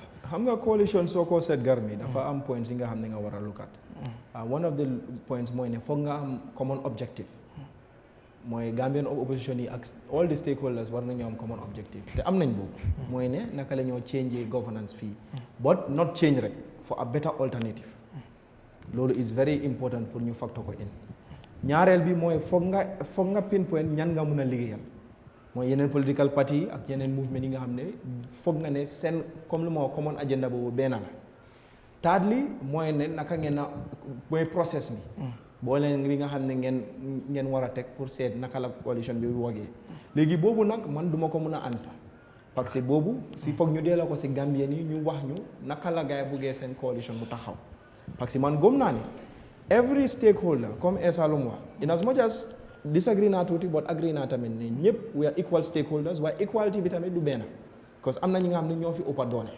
loolu foog nga nangu ko political party yi am na ñi nga xam ne am na ñi nga xam ne am nañ fi seats parlement am na ñi nga xam ne amuñ seats parlement understand nga ñun sami ñëw démba ñun am nañ ay councilor am na ñeneen ñi nga xam ne fekk nañ leen fi amuñ councilor but politique noonu la mel but they are all stakeholders in the political dynamics foog nga respect leen so foog ñu delluwaat si nit ñi ñu laajte leen process bi naka ngeen bëggee mu dem but what is fundamental time in coalition is trust because depuis 1962 Gambia ñu ngi form coalition because pour Sadawda toog fii sax nekk first premier bi after PS Ndiaye coalition moo am diggante moom ak Muslim Congress PPP ak Muslim Congress moo fi génnee UP moo loolu tam moo nekkoon referendum for independence ñu jógee foofu loolu ko break trust ñu jógee foofu nga seet coalition yi nga xam ne lañ am yëpp ba suñ last one bi nga xam ne mooy coalition 2016 trust tamit moo indi woon xëccoo so foog ñu toog fi nga xam ne gëm nañ ne mun nañoo build trust as opposition members opposition parties ñu seet naka la ñoo duggee si coalition because without trust tamit dara du work so man lu ma gëm mooy ne man du ma fi mun a wax ndax ñun dañoo dem for a party led coalition or dañoo dem for a ban process la ñoo jël but what I can tell you is ne UMC is ready te pare nañ pour liggéey ak any political party or any political parties yi nga xam ne pare nañ pour ñu yóbbu Gambia kanam so ñun amut UDP amut PDOIS amut PPP any opposition party bi nga xam ne pare nañ pour ñu liggéey pour ñu form coalition ñun pare nañ tam pour def loolu ñun amut any political party la ñoo xool nii wala nele waaye man du ma nit ki nga xam ne maay wax ban process la ñoo jël bu waxtu bi jotee dinañ am competent people yi nga xam ne ñooy toog ñu seen naka la ñu loolu di happen waaye lu ma comme loo wax tamit suñ papa bu mu jógee too wax na ne moom pare na pour liggéey ak ñeneen political parties yi but a few days later gis nañ tamit another senior member of the party génne na mu ne ñoom duñ mun a liggéey ak ñun so loolu tamit foog ñu bàyyi suñu xel ñun yëpp ay opposition lañ te dëkk bi foog ñu put the country forward bu nekkee ne ego wala ne dañoo jaay fi mer loolu du mën a yóbbu dëkk bi kanam so man I appreciate honorable Ousainou Darboe taxawaay bu mu jël ak wax bu mu wax so foog naa ne nag ñëpp façon jubluwaay boobu lañ war a am comme ñun tam lu ñu yàgga wax mooy ne pare nañoo am umbrella body bi nga xam ne mooy nekk ay unifying factor mooy nekk ay uniting factor opposition Gambian opposition yi yëpp téye si seen naka la ñoo mën a yóbbee dëkk bi. ok balaa ma fàtte question bi ñu continuer kii mu ne laajal ma Kemo lu tax mu bàyyi UDP. waaw man foog naa comme ñaaw lu mu wax man suma letter bi was very direct and was very straight. man lu ma wax mooy ne the only thing constant in life mooy change. di nga nekk si dara tey mu nekk li gën si yow ëllëg du li nga xam ne moo gën si yow. but man du ma wax ne United Democratic Party def na ma dara te wax naa ko si all of my interviews ak moom mu dem mooy ne I will forever be grateful to that political party tey boo déggee nit ñi ñu ne Kemo Bojang UDP moo tax yes am naa suma talent am naa suma exposure am naa suma ability waaye ñoom ñoo ma jox plateforme bi so man it was a personal choice bi nga xam ne laa jël ma foog ne pare naa pour ma move forward dama dee bugg a taamanseer a lot of times ne doom bu nekka soo nekkee sa kër papa nga dem ba nga nekk mu kallaf loo dee ñaan mooy yow tam nga am sa bos so lu ñun man gëm naa ne ñun foofu lañ tollu rek xam nga yeneen kër bi tam su xatee foog nga génn nga taxawal sa boppa even su nekkee ne jàmm dina nekk sa diggante kër gi so ñun foofu lañ toll woon rek ñu gis ne waaw alhamdulillah léegi dem nañ ba parti bi ika yurwa be lifin na yurwa même fo waaw dafa dem be ñaaw doo ko dimbale yurwa ika fe yurwa ñaade yokkute am na waaw ñu dem ba yokkute am alhamdulilah ñun tam ñu taxawal suñ bopp waaye man du ma toog télé di wax ne lii ak lii mooy man dama dee wax ne lu xew démba xew na ñu move on man ñaaka naa fi sumay executive position si UDP taxut ma bàyyi parti bi wala ma wàññi suma liggéey waaye dama dem rek ma realize ne now is the best time pour ma move on politically fii Gambia there is no political bariwut political party wala political members yi nga xam ne dem nañ ba am positions in political parties yàgg nañ si politique doo mun a wax ne demuloo benn parti wala beneen parti it's constant politics noonu la because ideology la yëfi belief la so su ma demee ba ma gom ne léegi fu ma nekka léegi kay I believe ne leneen laa war a seet war naa mun a def loolu but man su ma diggante UDP jaama rek moo see mun a nekka te ñun yëpp la at UMC jaama rek mooy nekka suñ diggante ak United Democratic Party bu soobee Yàlla.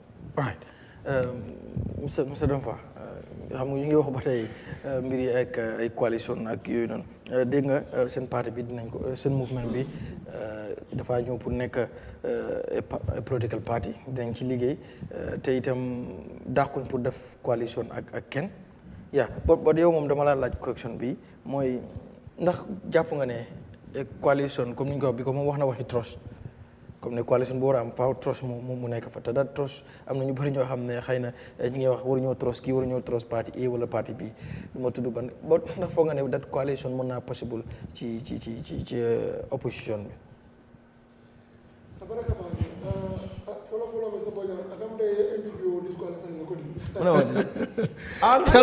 yalo be kontile but that's a slogan also. If you cannot defeat them, you join them. No, but that's not. You don't believe in that slogan. All right. Anyway. Okay. All right. So choli nyula, right? Okay. Tonyalam comme na fenko ya fanyo mandra jam pati to yala bijana just as an analyst ani ngaji nyami comme Mr. Boje kuma kilim fala diamoto ako social scientist. Yes, he's a social scientist likewise me myself. I think we should be good in environmental scanning, political environmental scanning. Social scientists will be yanda binalo la bakela yamin fo garmi kela nyini karo jabi iko coalition pour ka coalition o bill mena Mr. Bojang fo la diamol ako trust is very fundamental there. Trust is very key because in anything in fact even kamola loyalty song soto there must be trust and confidence in you because Gambia political dynamic has changed. Now for like killing them fulande ita mo silan la no price support ita mo san la no price support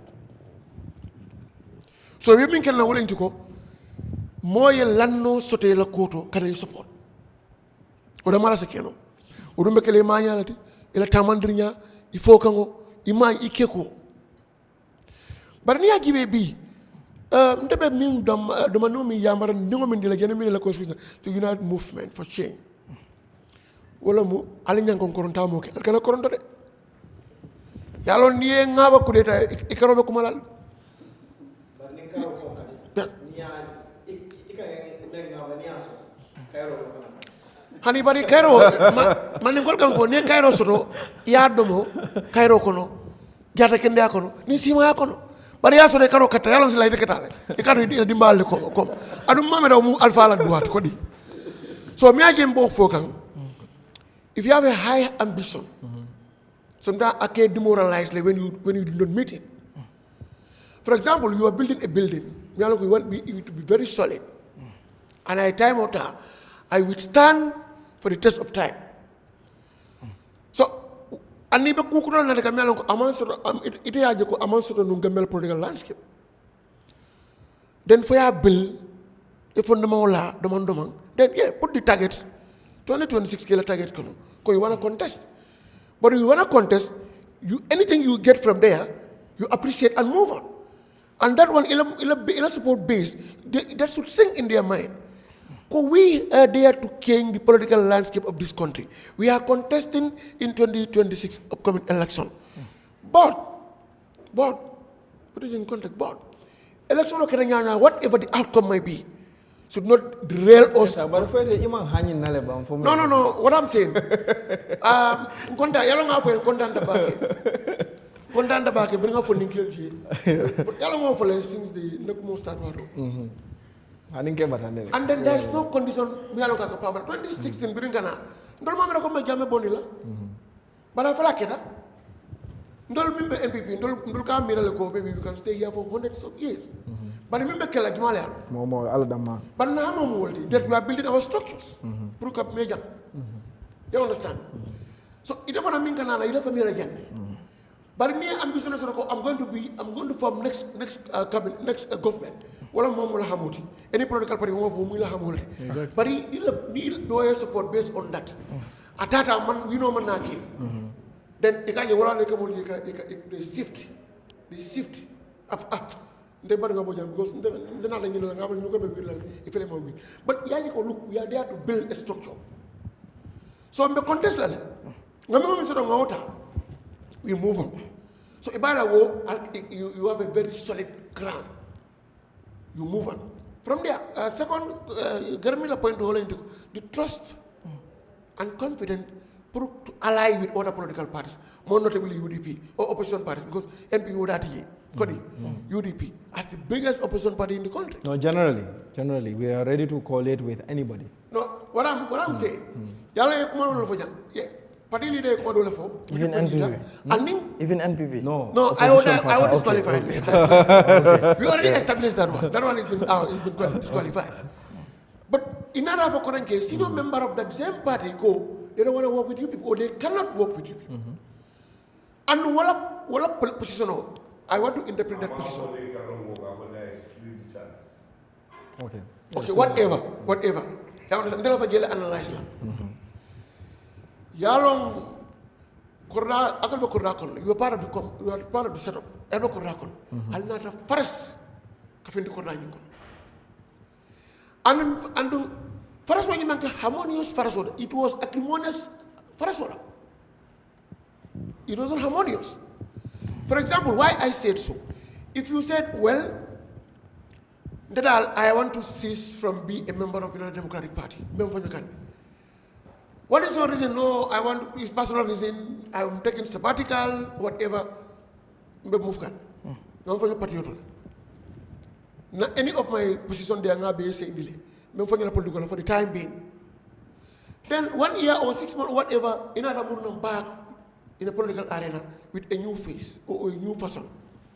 Sometimes one can understand. But if fracas like it, all of them say fall out like it. Wala din na arul bota wala mo jama bota anu ngajala subsequently mini ke fanyo ika de sandi hair sura ka sandi hair lañ de def dor bota ge because of ngi in the party comme ñawri afa ñami mam fañe jang o e karle discriminate karle kiten wala bondi sa mu da fadiya sur dal ko fadiya sur dal that's the hard fact fadiya dum beddamin do lan na ya banda wotole. So there is no trust between United Movement for Change and UDP. That's the fact. Yeah, but the question is not about United Movement for Change and UDP. Not for clarify to the viewers. The question is about United Movement for Change and opposition parties building coalitions. So malla fi menna ngake UDP versus narrow down to UDP and United Movement for Change. I get your point. Yes, I get your point. I just wanted to clarify that. As social science students, we are very good in environmental scanning. Yes, you don't rule out because Pabi for Alpha is open. But you don't have no member of the party, they can work with you. Yes, so the chances are very slim. And a senior member, which is not an ordinary man. Senior member. Yes, so ntala point. So go analyze. With the reality on the ground, analyze. Go. Senior member of Kumakao. I might come to other political party and maybe you can have an alliance with SFR, with GTC. Yes. But you can have it also with UDP. What are the alliances? But no. What I'm saying, coming after your mantra, you can ask NPP versus whatever. Okay. But when it comes to NPP politics, As we speak today, ndol Flantijang. Okay. Flantijang. No. As we speak today. When we want to politics and do politics, as we speak in this country today, Masoma for the Alba Minkela Maolo and Bari B moment, NPP Flantijang, that's the fact. But come in mantra steering jam platform to defend NPP, Walaka agenda Fenke. You can't to analyze what is there. So that analysis in the well, the chances of United Movement for Change being in coalition or come form a formidable with the United Democratic Party is very slim. United Movement for Change and UDP. They can have it with other parties like UMC, like SFR, because party are any world tema for now. But in the moment of B, you know, I know you people are very careful. The tune that you are taking, you know, your public utterances towards United Democratic Party, you are very careful, and you are using. You want to pacify acrimonies there. No, I commend you on that. No, I just want to clear something. It's not about being careful. This is my dominion. People who know me will tell you this is how I speak. And it's not even about pacifying the UDP or anything. In the end, it's a choice me along political party lebatala. Who they want to work with and who they don't want to work with. But Ntolla position is we want to change the politics in this country. Like I mentioned, politics has been polarized in this country for a very long time. And the reason I've taken this role as the spokesperson of our movement is because I believe I can measure the temperature of the political landscape of this country. Your party? Your party? No, your party level? Yes, well, generally. You can do that. Yeah, but because I am speaking to the general public. So this is what I'm saying. And for me, secondly, we are going into 2026 election with an ambition to win. And we believe by God's grace, we will win. Based on the trajectory we have seen in Napati Bementaka. We believe we are on the right track. Yes, the movement yet. And yes, getting into open. And secondly, Ikamem for trust and all of that.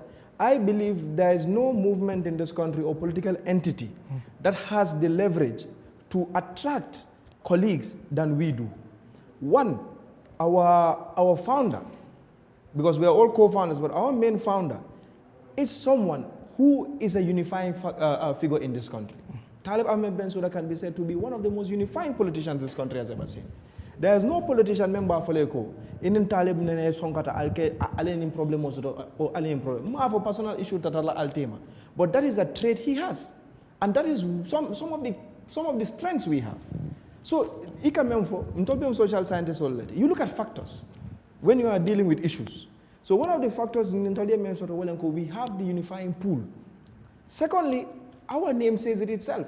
We are uniting this country because we believe ko nyanta political falling na lemembe tama kanyim bankoka. Kabrin 27 esa nganyim kuwal kachale nga kacha ni mene ye kajafi ni me kajafi ye nyinkela ye accuse ntolo ko wanyanta banna wanyanta falinda wobe kala nyaadile mbenna diamu nyala aninna kuwal me wala falinda. Let us discuss bread and butter issues. Let us discuss issues mele along Gambia batande and leave personalities aside. Nde mbeda amembi handi moyente na posto otumo nkatari a block la basambu ka ke ko memu nga realize le ko no but hani sai na keda ko inatanka yen criticize. I have no problem with that, but I just have boundaries. Kana nendiro ken na wolodo because nte alfa le kan na safero read nte sonna wole ku read me alon ko abente fo nondila. And that is what we are saying. We are saying, let us refine politics of this country. We are saying, let us discuss issues. We are saying, let us discuss issues that will impact and affect the people that we want to serve. That's it. So, and I believe those are the ambitions we have. That's it. So, but left and strengths point out. Control. We believe we can get the coalition together or the opposition parties together in this country, regardless of whoever it is. Okay. Wow, yeah, it's important. It's a clarity. To clarify, you know, never mean focus. If only diamo drombole analyze can go jabi. Coming back to coalition, you know, it more for is important. Yalon ne, need to follow the following. You live by example. So you wanna change the political landscape of the country. You start from yourself. Yes. That's why you take the role to be a pacifier, to be a pacifier from your party to the general public. The voice of the party and the mouthpiece of your party. So ila utterances ika minke, you know, ndaka jele for go. You are very, very much careful not to offend other political opponent, much more UDP. I just give you that thumb up. You understand? And that's the tool me along. Banku dingo be nyanda wala tala. For be political kono for be minute. Ndanga nyina advocate anytime. Comme be ngo tunta. Nga kacha ko la mi along ay bele affect. Be address la nyadi le. But momo ila personality everybody have bought. Momo ila bought la. Oh yeah. Oh, hala ba mo tungala ti niya muru ibe sotar la. Ah yes. Ibe jam fa ngale bu ka get but if nekata le ba get. Wala na hadiso phone call you look for excuses for your partner. That's it. So but ngamita ni wala ndiko. Your chances of forming a formidable coalition with a Democratic Party, in their own analysis, is very slim. Because Fadi Yale be Koran Kono. Ila Finto Keta Minkono, Amanke, Finti Mialonko, Aketa Dialokon. Right. Finto Keta Kuyalokon. But United Movement for Change, will back at a candidate, Perka control, what tendency in temperature in control. Well, now Mr. Kemo Bojang not to be a spokesperson. Kajako Ning, a bureau fire, it was a bureau you stop, it a bureau you fire. But that trust and confidence, yes, as there are any predol tema, no. Right. But for United Democratic Party, well, let's see no member the chances are very slim for them to form an alliance with them. Thank you. So that's my analysis. Bojang, nu situation bi taxawé comme ñu wax like am na ñu bari wax ne li xew ni yeb NPP mu ngi taxaw am na ñu dem bay wax élection bu nekkon tay sax President Barrow dafa win election yi lan nga foog opposition bi dañ tegoogut ci yoon bi taxawaguñ boo gisee tamit keroog li xew bi UDP ñëwee welcome bi nga xam ne jox nañ ko UDP seen parti leader bi ndax lu tamit dina xaw a dëgëral dara ci NPP ba tey si UDP wala opposition bi boo doon jàngat daal bu ñu doon jëm 2026 ak ni political situation bi melagum nii ndax foog nga ne opposition bi moo am chance wala di ruling party because of ñu bari dañ jàpp ne bu election nekkoon tey sax di ruling party dafa win. Based on lu ñu jot a gis ak past political history si dëkk bi Barrow musta win benn election as a party lu ko win loo mooy alliance am yi gis nañ fii tamit ne Yahya Jammeh former president buñ ko dooroon alliance bi moo ko dóor moom kenn waaye ñaata la after 55 bu ñu waxoon and something mujj nañ ñëw ba 18,000 bu ñu defee yeneen calculation yu génne yeneen yu amoon problème that margin is less than 3%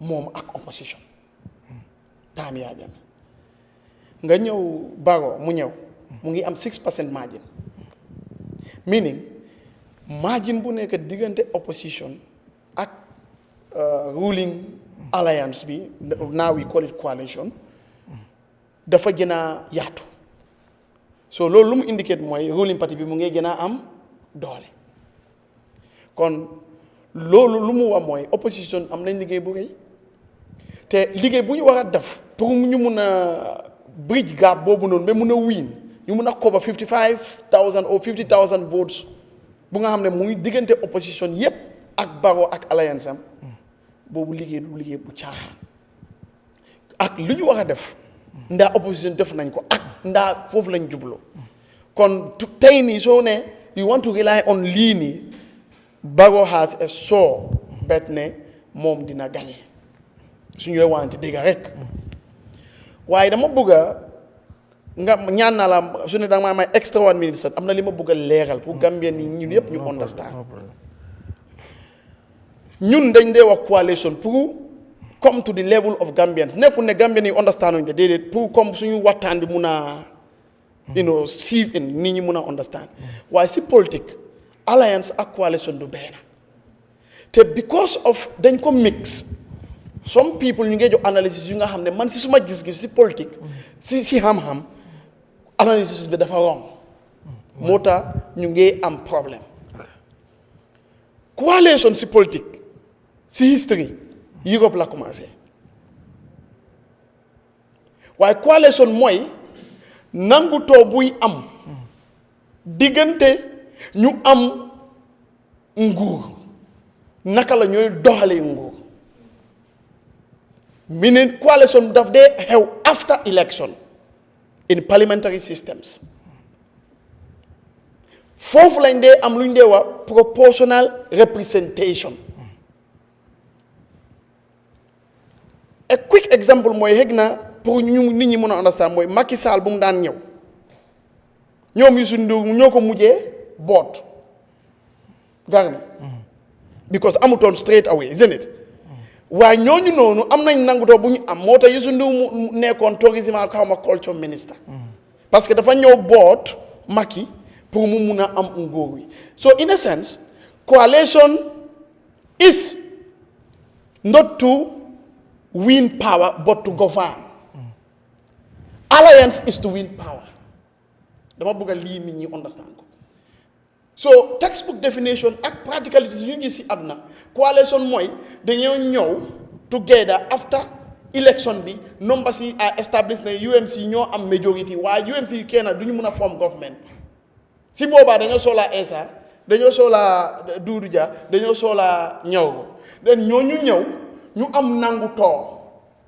ne waaw dégg nag yaa mu mun a jiite parce que yow élection bi yaa ko gagné based on ñun opposition yi yaay am numbers yi pour nga mën a form government foog nga soxla ñun son si boobaa ñun dañ laa jox nii nga jox ñu nii dañ place bi la ñooy am place bi nag loolu mooy coalition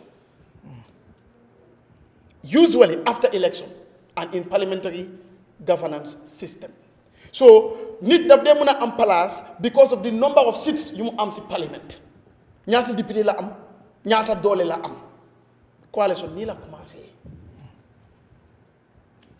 alliance man ma foogoon ne is the right thing and the right terminology for us to use as opposition the alliance is not based on proportional representation waaw PDOs ñoo amoon 37%.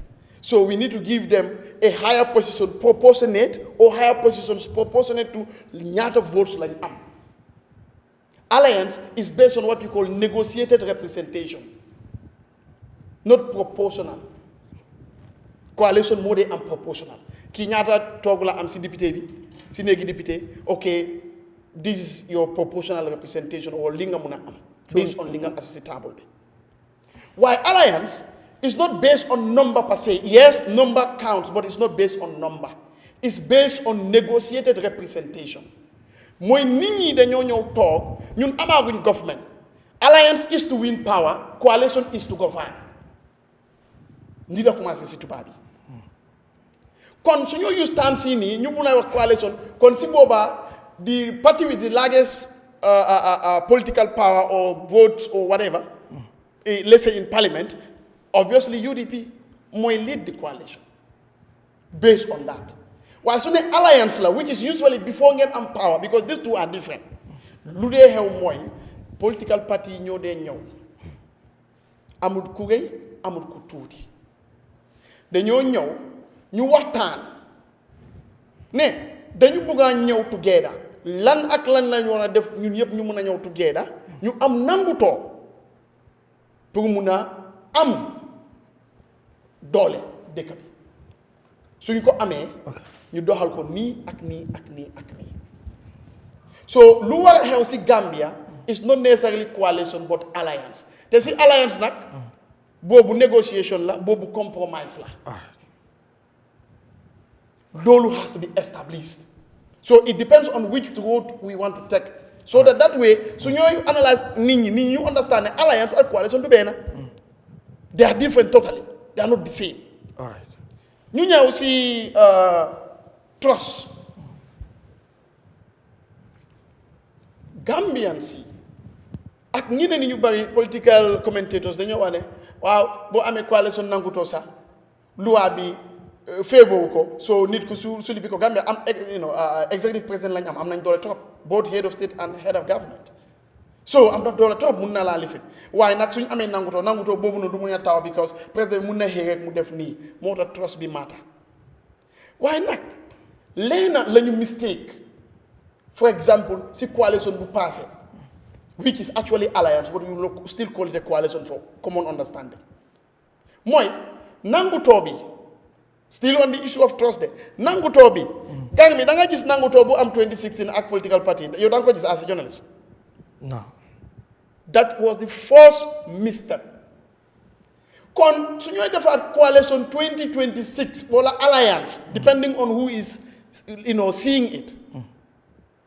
One of the things ñu nga xam ne dafay tax trust mu am accountability mu am mooy nangutoo bu ñu am nit ñi ñëpp war nañ ko gis war nañ oote press conference war nañ ko serve to the CSOs ak pressure groups international organisation ñëpp gis nangutoo bii lañ am si boobaa ëllëg si biir ku ko yaaxa comme ñeneen political party right now ñun dañ dee mën a ñëw si plateforme waaye nag dañ dee mën a am tamit nii ñu ñuy call ak nii ñu ñuy visit ñu wax taan trust issue boobu ngee dinaa affect yeneen yi so da nga gis ne pour garantie trust boobu noonu ñun as opposition léegi la ñu war a commencé di liggéey ñu ñëw si table bi ñu xool lan nangutoo ak ban nangutoo la ñooy am from there ñu dem si primaries ne ko waaw ma nekk coalition alliance laa nekk di wax ñu dem si primaries ñu xool kan la ñooy tànna based on majority ñu ñëw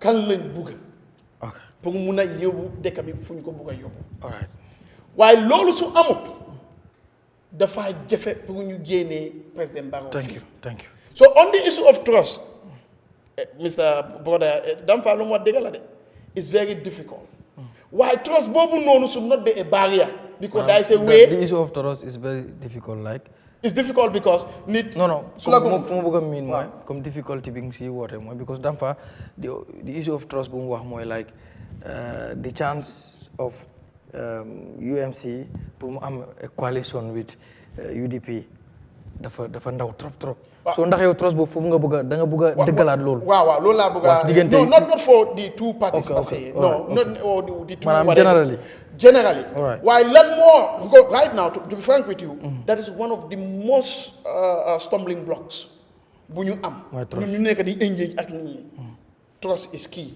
dañoo wax ne ñun gëmuñ suñu defee nii lii ak lii because gis nañu xew waaye man maa ngi suggest ne lu tax trust bi amut mooy gis nga parti da bu génnee ne agreement bi amut wala sign nañ ko nga gis keneen non sign nañ ko am nañ copie bi léegi public bi politicien bi xam nga lan la dinaa ragal gar mi nañ wante dëgg Kemo mii am na place bu nga xam ne tey bëggut a dem si guddi indi Gambia ya nekkul loi ma ko tere waaye parce que perception ni nit ñi comme politicien la kon pour make sure ne trust issue bu nekk let's assume I'm assuming UDP ak UMC or any other party pour daaxa trust issues boobu noonu nangutoo bu ñooy am force dafay léegi ñëpp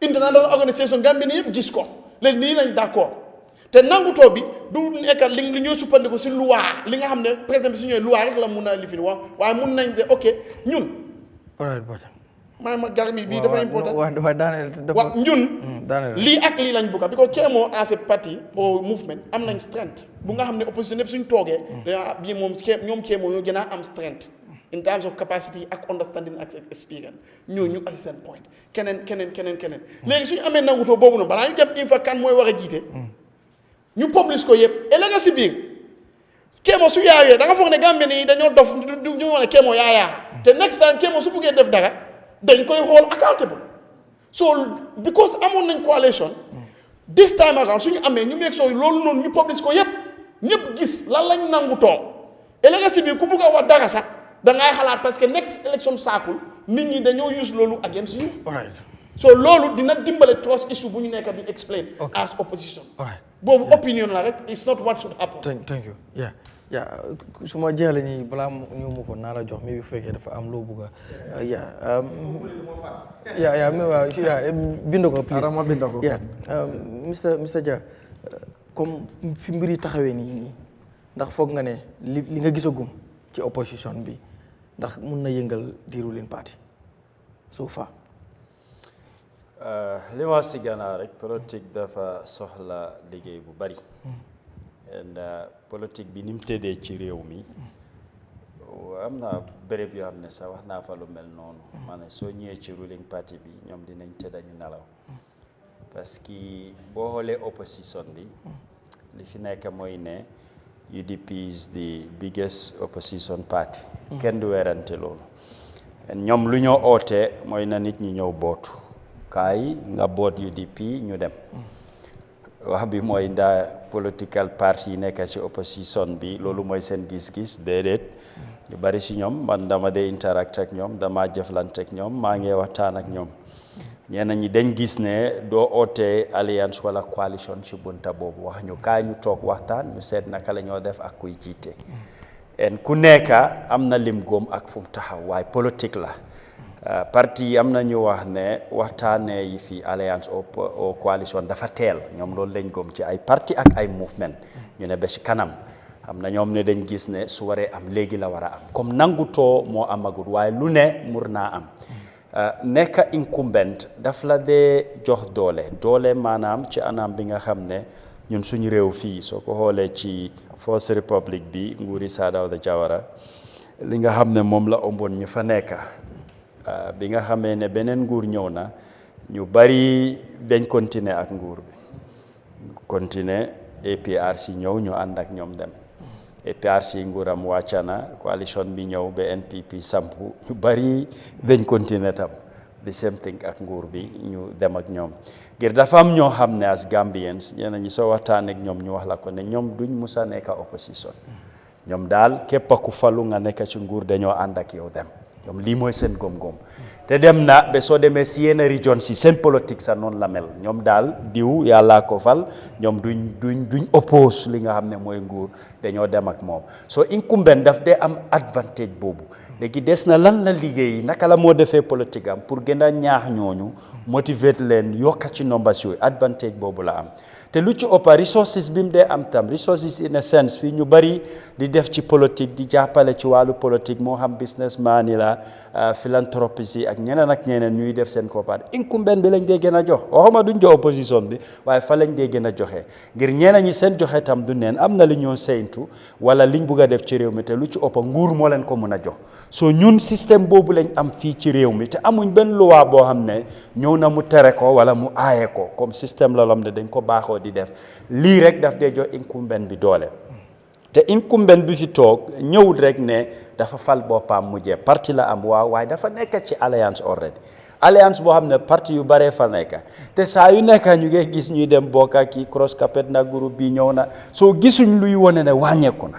lu dul luy wane ne diw ñëw na yokkute comme maanaam li ñëw di bokka moo gën a bari ci lu ñoo gis ak lu ñu yëg ci loo xam ne moom moo nekk di wàññeeku so moom mu ngi toog ci alliance te man suma gom-gom wax naa ko amul benn parti barewuloo ko mbooloo dëgëruloo nga ne yow kenn di nga fu mën a génne di incumbent yow kenn as parti te moom mu nekk ci alliance nga génne ko man gisuma loolu kon ci gàttal pour tënk daal foogu ma ne incumbent bu fi toog li nekk di dox man moo tax man wax naa ko ma ne ëllëg suñ demoon ne nañ dem sànni karta président Barrow dafa win ngir ci alliance la nekk am na mbooloo bi soo amul benn buy ñoo taxaw ne dañ ko fee mën a jële yes monsieur Koma yow noo gisee political situation bi jamono ji opposition bi coalition dina am du am kii mooy jiite kële du jiite ndax foog nga ne bu ñu demee ci nii ci situation bi nii bu continuer bu 2026 président bi wala di ruling party wala incumbent bi du nekk advantage loolu is an open secret comme nuñ ko dee waxee loolu tam ma ne fii waa fii nii opposition yi duñ waroon a nekk enemies because dañ am one common denominator woo xam ne kooku leen bugg a on sis mooy Barrow énergie bu ñoo def di ŋaañante di toppalante di waxante dara di sànni wante kaddu amul njëriñ it's sad ne nit dañ dee pris dara duñ ko dee practice loolu waruta am soo ñëwee si wax yu gars yi doon wax fii yëpp maa ngi la doon déglu bu baax waaw man dama foogoon ne United Movement for Change dañ def misstep soo bëggee moto bu laa yóbbu moto rawut foo jóge te soo ne unite man fooguma ne unite boobu is a very fitting word for the movement because yow already you are in a group nga divide ko taxawal sa bopp te comme la ñoo waxee de dañoo waxi alliance ak waxee coalition foog naa ne it will be very difficult for the movement pour ñu def alliance or a coalition with anybody because according to the spokesperson fee they will contest the 2026 elections. That is one of the primary reasons formation the movement bi am te léegi su nekkee alliance dafa am foog mu am ku jiite te the principal issue si movement bi mooy ñoom dañoo jiite ñoom suñ jiite wut rek loolu du dox so man to be realistic suñu xoolee situation bi ak landscape bi politique bi loolu mooy issue bi because yow yaa ngi si parti boo xam ne is su nekkee amul dara sax su nekkee we feel that the election was stolen it has 25% of the opposition yow léegi regardless of the status quo soo fa génnee rek su nekkee 2 people a génn sax slice nga 25 yaa ngi ko yóbbu maybe 24 and the main reason mooy ne you just want to be flag bearer that's the fact so léegi soo bëggee def consensus building about an alliance where you have different political parties with different political leaders the issue will center around one issue leadership kan mooy nekk flag bi foog naa ne UMC ñoom they will go solo well, when it comes to that leadership issue I don't think they will be fair to themselves leadership issue moo leen génnee UDP war na ñoo mën a dem feneen ñu war a defa ñoom alliance ñu am kuy lead fekk ñoom seen founder bi leadut it doesn't make sense it is defeating the purpose of why Unite movement is created it's a fact we should not deviate from that ñaareel bi wax naa ne No. That's wait. It's not my opinion. To clarify, No. It's opinion. not. That is not an opinion. No, it's an opinion. Well, no, this is my opinion. It is an opinion. Because the founder, he thinks he cannot support party leader in his dispensation to acquire Omuneka president, and he is the organizing secretary. Balamo resign. That's clear. No. That wasn't what he said. It is important to put context. Okay, now, yes, I want you to tell me what he said when he resigns. He said, yes. Haramoko si all of wala sose. Wow. Dafane. Man suna kene man dama contest pour position. Wow. Mingam ne moneka the position of flag bearer. Wow.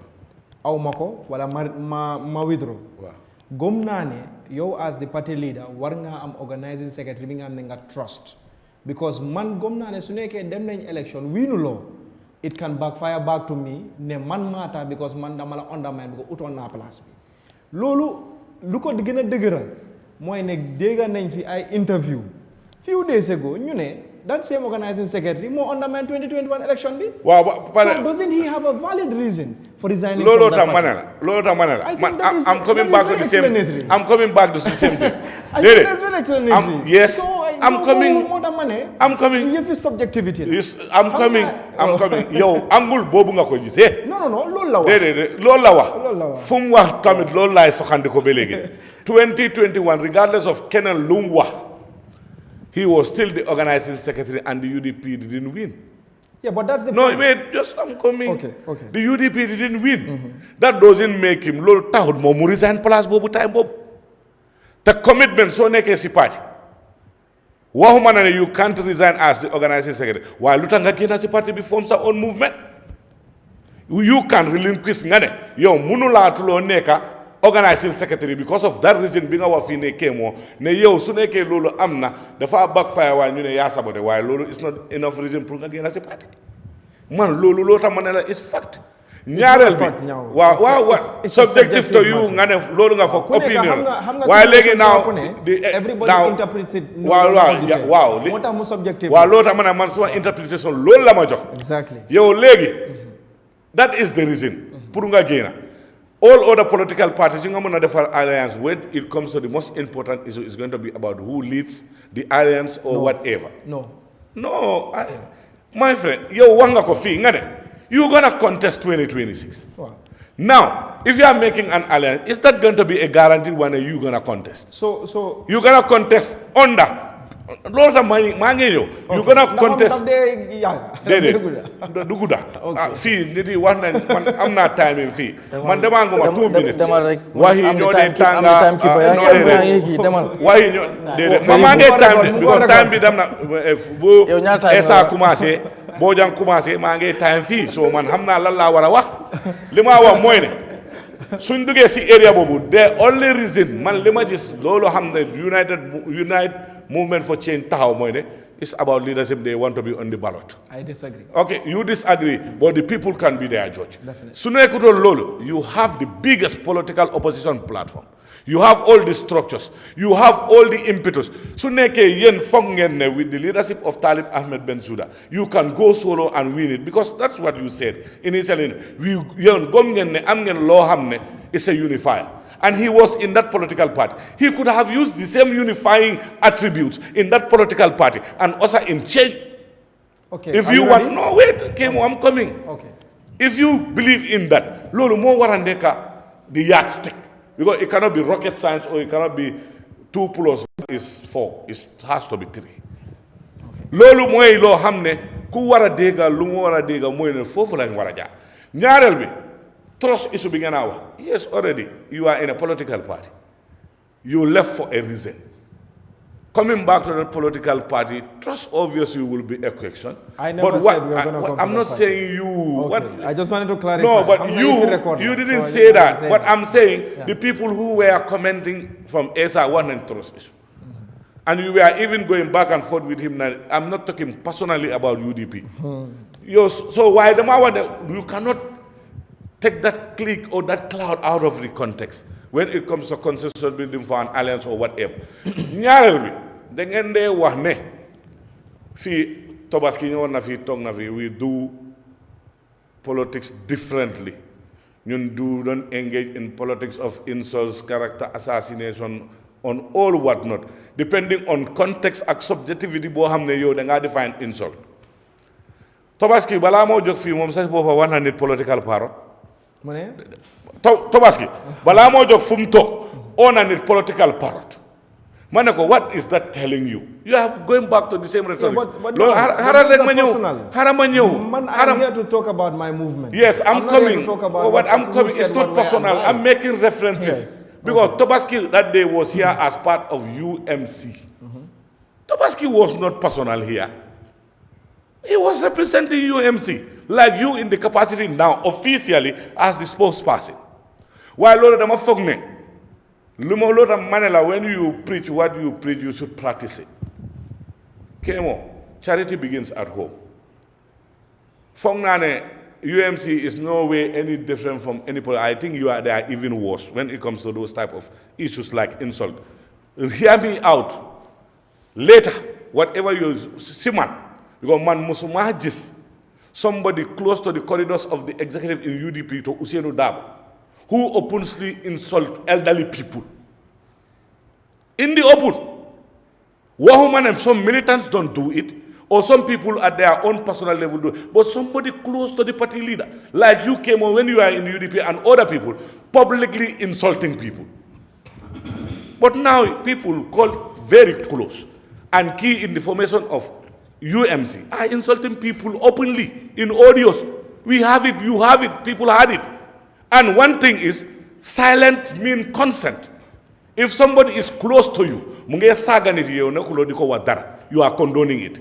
Because you should come out and stop those rhetorics and those type of attitude. You cannot be close to the UMC and you call yourself a supporter or a militant or a sympathizer of that movement. You keep on insulting people.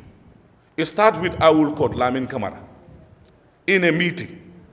Dafa wah mu ngi tok ci mbolo saga be saga parti leader saga UDP yep.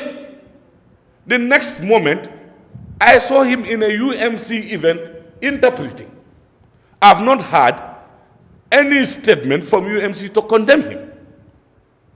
Bobu bena ñaar fi whatever Ibrahima Diba has an issue with Lamin Mane, those type of authorities are not expected of his caliber as that guy, because the Ibrahima I know When he was in UDP, he has never done that type. Why of recent? Why the anger? And you asking me a question? No. I'm talking to the people. Okay. Why the anger, UMC, at this moment, and you want to change the status quo? Day before yesterday, the people who call people names by calling an elderly person somebody's father, not winnable. Somebody just call him, telling him, an individual who is not even Hussein Udab, call him to tell him you are not Gambian. He started resorting to insult people, insult the political party, insulting the party, up to using very vile and obscene languages against the party leader. And that guy, everybody knows, is openly aligned with UMC. He has been preaching for that for the last 3 years. You can go through his posts, his writings, and all his comments. He's been individualizing issues, connecting it. Wow. Dafa nekk di individualize dara. Bi si sose la ko wax. Whatever. Abe cool individualize kanne ka mo kilin na ko propagate. But I'm disappointed. Moment ko ita tata fay sanji talul sur hani sanji tan nani. Usenu dabo meta kumandi. Ame call ama fo ite manke Gambia noti. Me ya foye. Hanete be nendiro kala. Hanate be jabiro kala. Wo mari jabi. Bari Usen dabo la mune be woto. Abe lari ngala suwo ko na ame call. Instead yite ma o jabi no, you stoop too low, kata Usen la passing noma, you insult. Very vile language. Imanda what? Ye UDP bene. Ye mune kila. What has changed? What has happened to guarantee, to warrant that right now? Ntolbeni political dispensation no mengon. Come here for nyame. Eta kemo. Ni nyini kaila anywhere. I can say one thing. Nina man kuma jawo fo moela. But nini mol kata mel kato kuma jawo fo la kemo mol te to di ala kuma jawo photo de. Adu ban trafem fo kam kuma jawo photo. Okay. Silent niaje ko deo ni mo be kuo kel. Abela suwo kono. Ina kata ina mutanyode abe kuma kurngol fola abe kuma jawol fola alfalma banko kan itale nyanta ka funti starting from the leadership Talib Ahmed Bensou nene ma mo ataka o diam sifaf mol belori ke fan associata tela ida ka tara siri akatara je akeje ka diamu ala platform moldo e ka molne kilinde fulata sabate nani de openly kuma buka forward.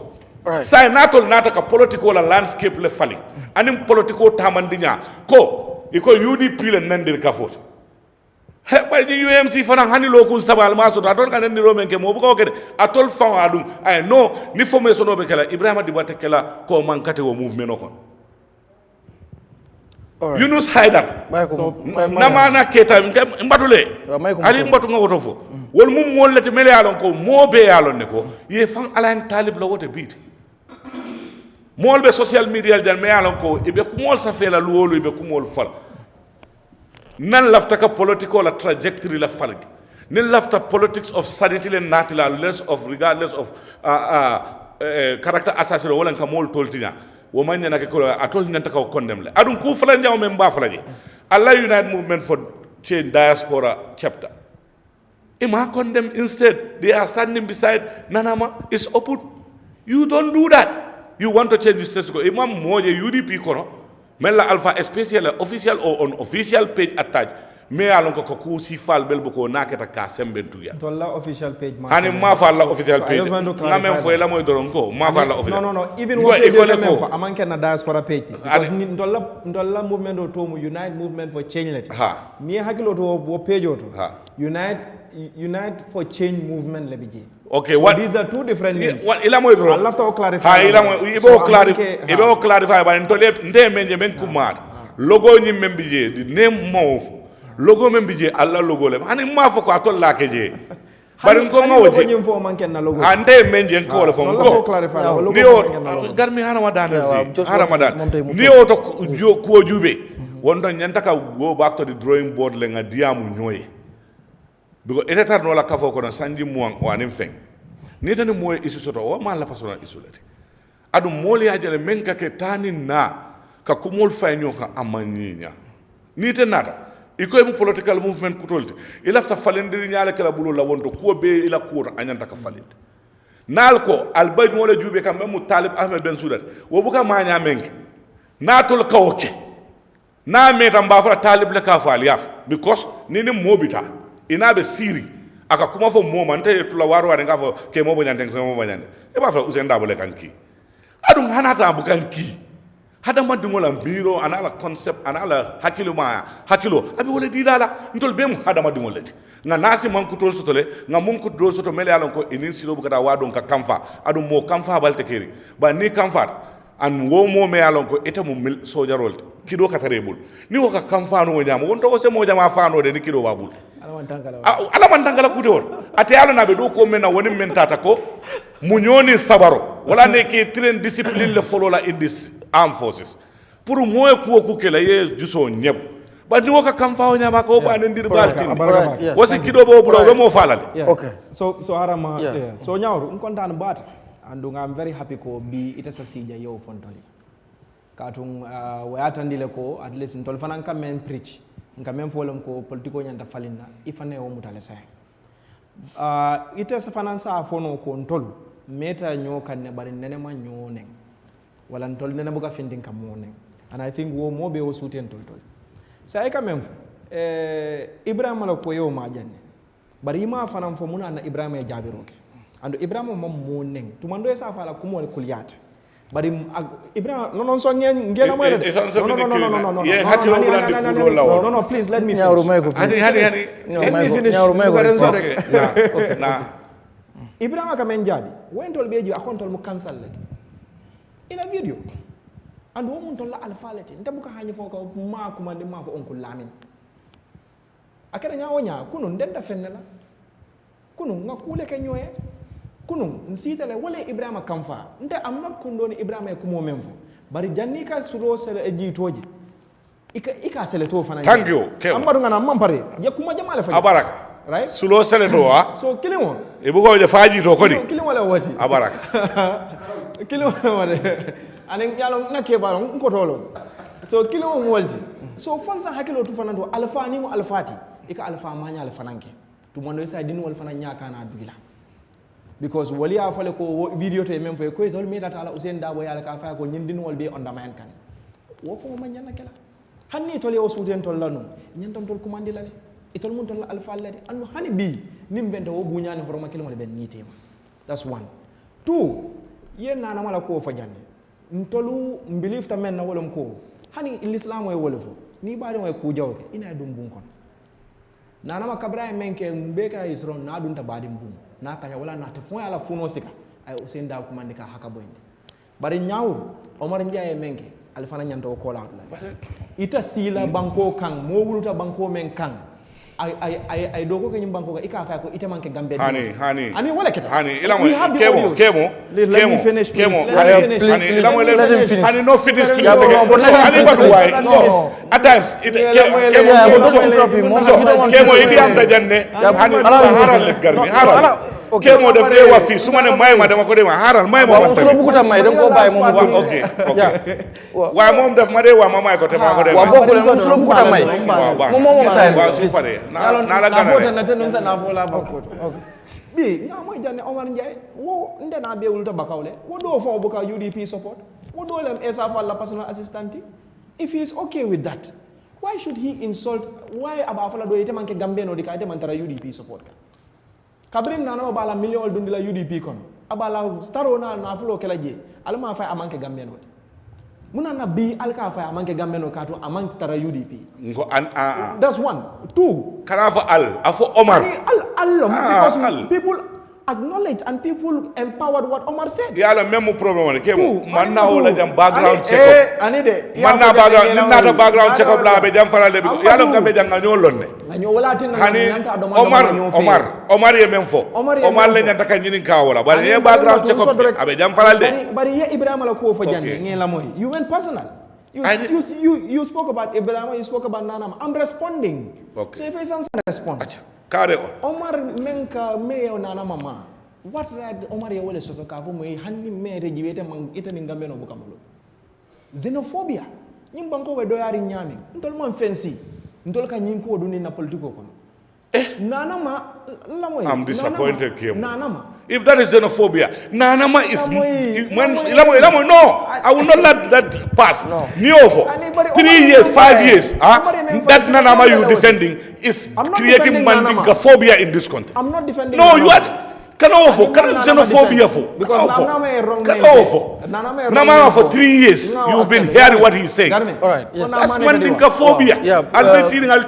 You're not saying anything about it. Marginalizing a tribe because you think if somebody is from that tribe, it's not winnable. All right, okay.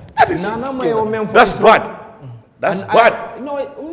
But what I'm saying, one wrong doesn't mean another person wrong. If Nana Mayofo, he's wrong. And Tolia Fine is wrong. Therefore, one so well. Because Nibo for ever followed on the phone, no man Satija.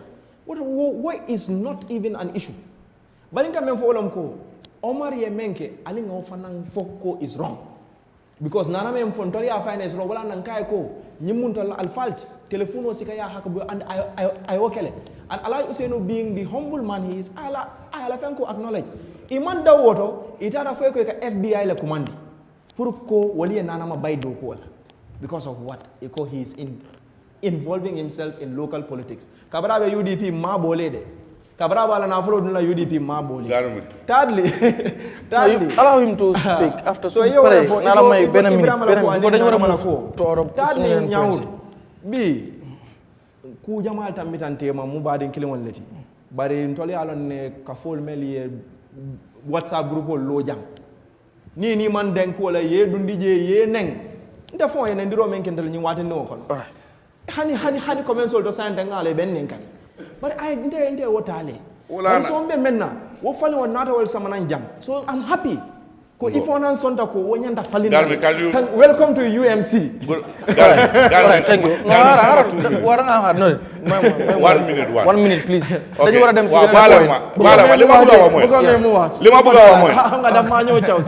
lima buga wa moy just 1 minute dede lima buga wa moy lena lo xamne man duma ci d'accord lima ci buga wa fi lo xamne duma ci d'accord ak Kemo moy political party num de mel li nga mëna control moy lu nekk sa structures especially while lu militancy bi di def 90% you can control that haral da nga ma har legi li ma wax legi Nanama si militant is not a militant. Nanama is part of your people ñoo xamne su nekké cabinet la mu fa. That is a fact. That guy is part of the people who steers and is part of the people who thinks with you people when it comes to strategy. Bul wax fi lolu is not lo xamne man dina ko jox because harama wala dama la wal mané lolu you can deny it here harama you can deny it here way lima wax moy haral leg ma ñew su nekké lolu la wax lima la wax moy ne Oman Jay bobu nonu nekku ci ben capacity in any UDP structure anywhere even fi be diaspora su waxe lolu Omar mo la ko wax mu ne yow do Gambia waye mané la 3 years Nanama mu ngi wax papi jambul fi you are not winnable Ken merut we should be civil koku sula wahe mo la ko wax tontu koku why degluma harama wala lu spill over if you have a problem with Omar address Omar what should bring UDP and Ousainou Darboe into the fray that is too much ñaarel bi scenario bi dafa funny because fi amna ño xamne suñ fi ñewé di wax dañu ne amna ku promise nit Ousainou Darboe promise Talib 20 haral dama ko wade Ousainou Darboe promise Talib why of recent these days Dr. Mane si bopam mo ne Talib taxawal yow yaay da nga nek candidate which is which lan la ñoo gom ñun legi te lo da mané lo xamné yow féké wuloko fi lañ tok mané bu ci duga man nekuma fa Kemo neku fa kenen neku fa ku wakki ki mo wakki man munuma sédé lolu li ñoo wax rek moy né yow li nga fokk waaye kenn waruta joxoñ nit diko wax ni te saga bu ñoo wax non comme nañ ko daanel fofu saga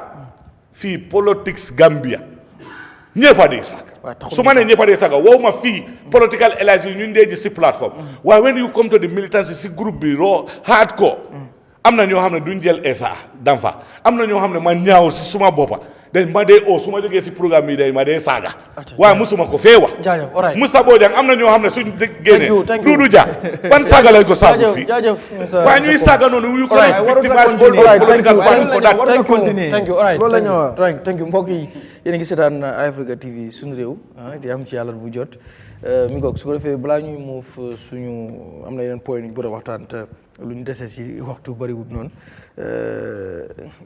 Mr Kemo gis nañ léegi ci seen mouvement bi mu starté ak léegi nit ñaa ngi dugg waaye am na ñu génn ñoo xam ne dañ duggoon ba pare génnaat ku ci mel ni Alaaji SM Jobaate ak ML Fati tey bu ndax loolu tamit nekkul loo xam ne du indi yenn kii ci seen mouvement bi comme ok nit ñaa ngi dugg bu baax waaye am na ñu nekk di génn te biñ génnee am na yenn kàddu yoo ku si mel ni SM Jobaate am na yenn kàddu yoo xam ne wax na ko ci mouvement boobu am bi mu duggee lu mu gis noonu gis mu fa gis daal amul yaakaar ne ñii dinañ mën a fal kenn mu doon président just quickly rek pour ñu jeexalee si loolu choice la ok waaw ku nekk am na choice pour join any political party or movement it's your fundamental human right to associate and to disassociate parti lañ jógee ñu ñëw si mouvement jógee si mouvement dellu si parti man si parti laa jógee dem si mouvement keneen ak keneen di same so loolu man awma dara li nga xam ne laay sikki saxasil is their right soo demee feena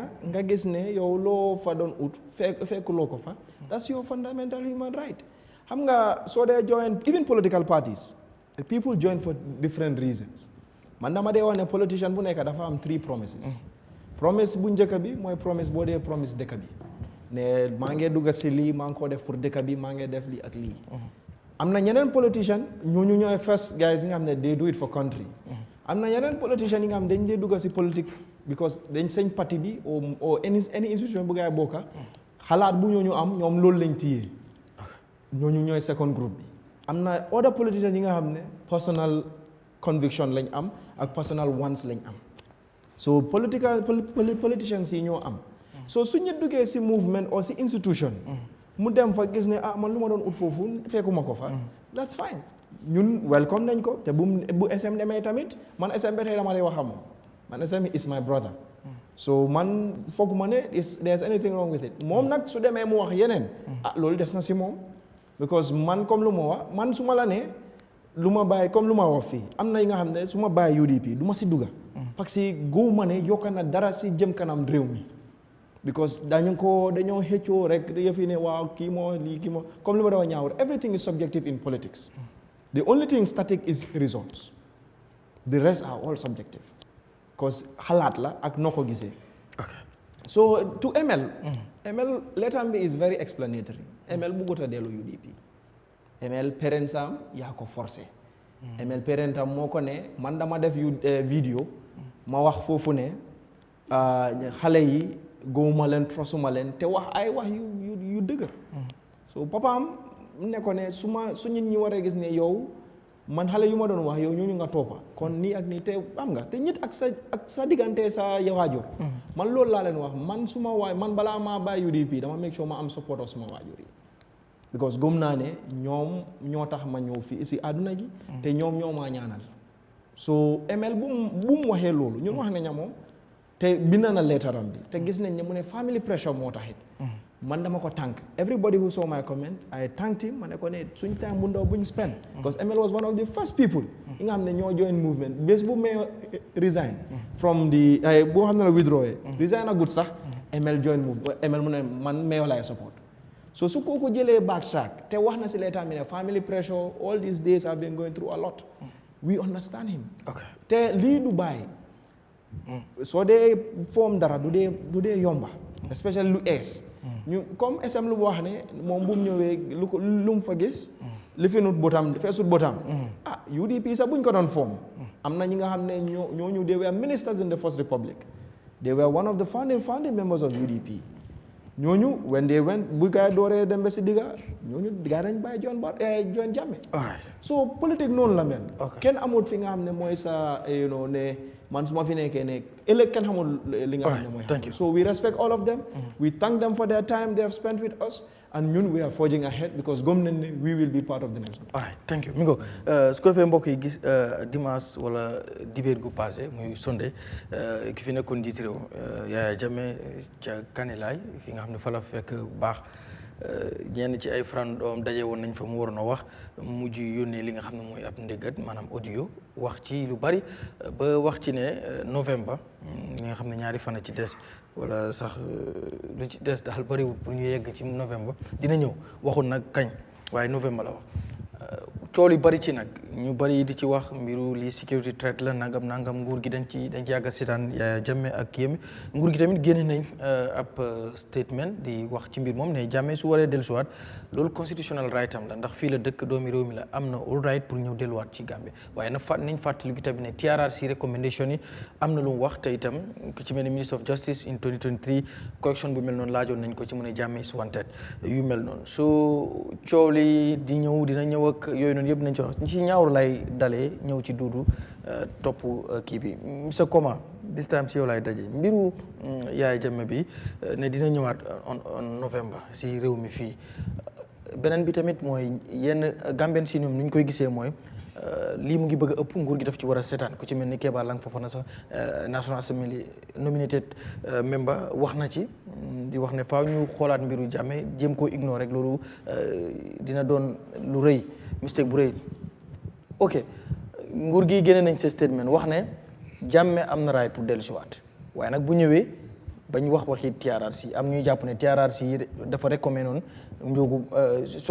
TRRC dafa recommandé noonu am na yeneen recommandation yu mu def ci yeneen nit ñooñu ba tey ñu ngi kii am ñu wax ci Jammeh commission bi am na yeneen recommandation yu mu def tey ñooñu ñu ngi liggéey ci nguur gi si mbir yoonam mbiru Jammeh bi yow nan ngay jàngatee mbir mi audio yu mu génne yàgg na di ko def ñu bëri di wax this time nag mu ne novembre la mooy ñëw ak government bi seen statement bi yow ban analyse nga ciy def.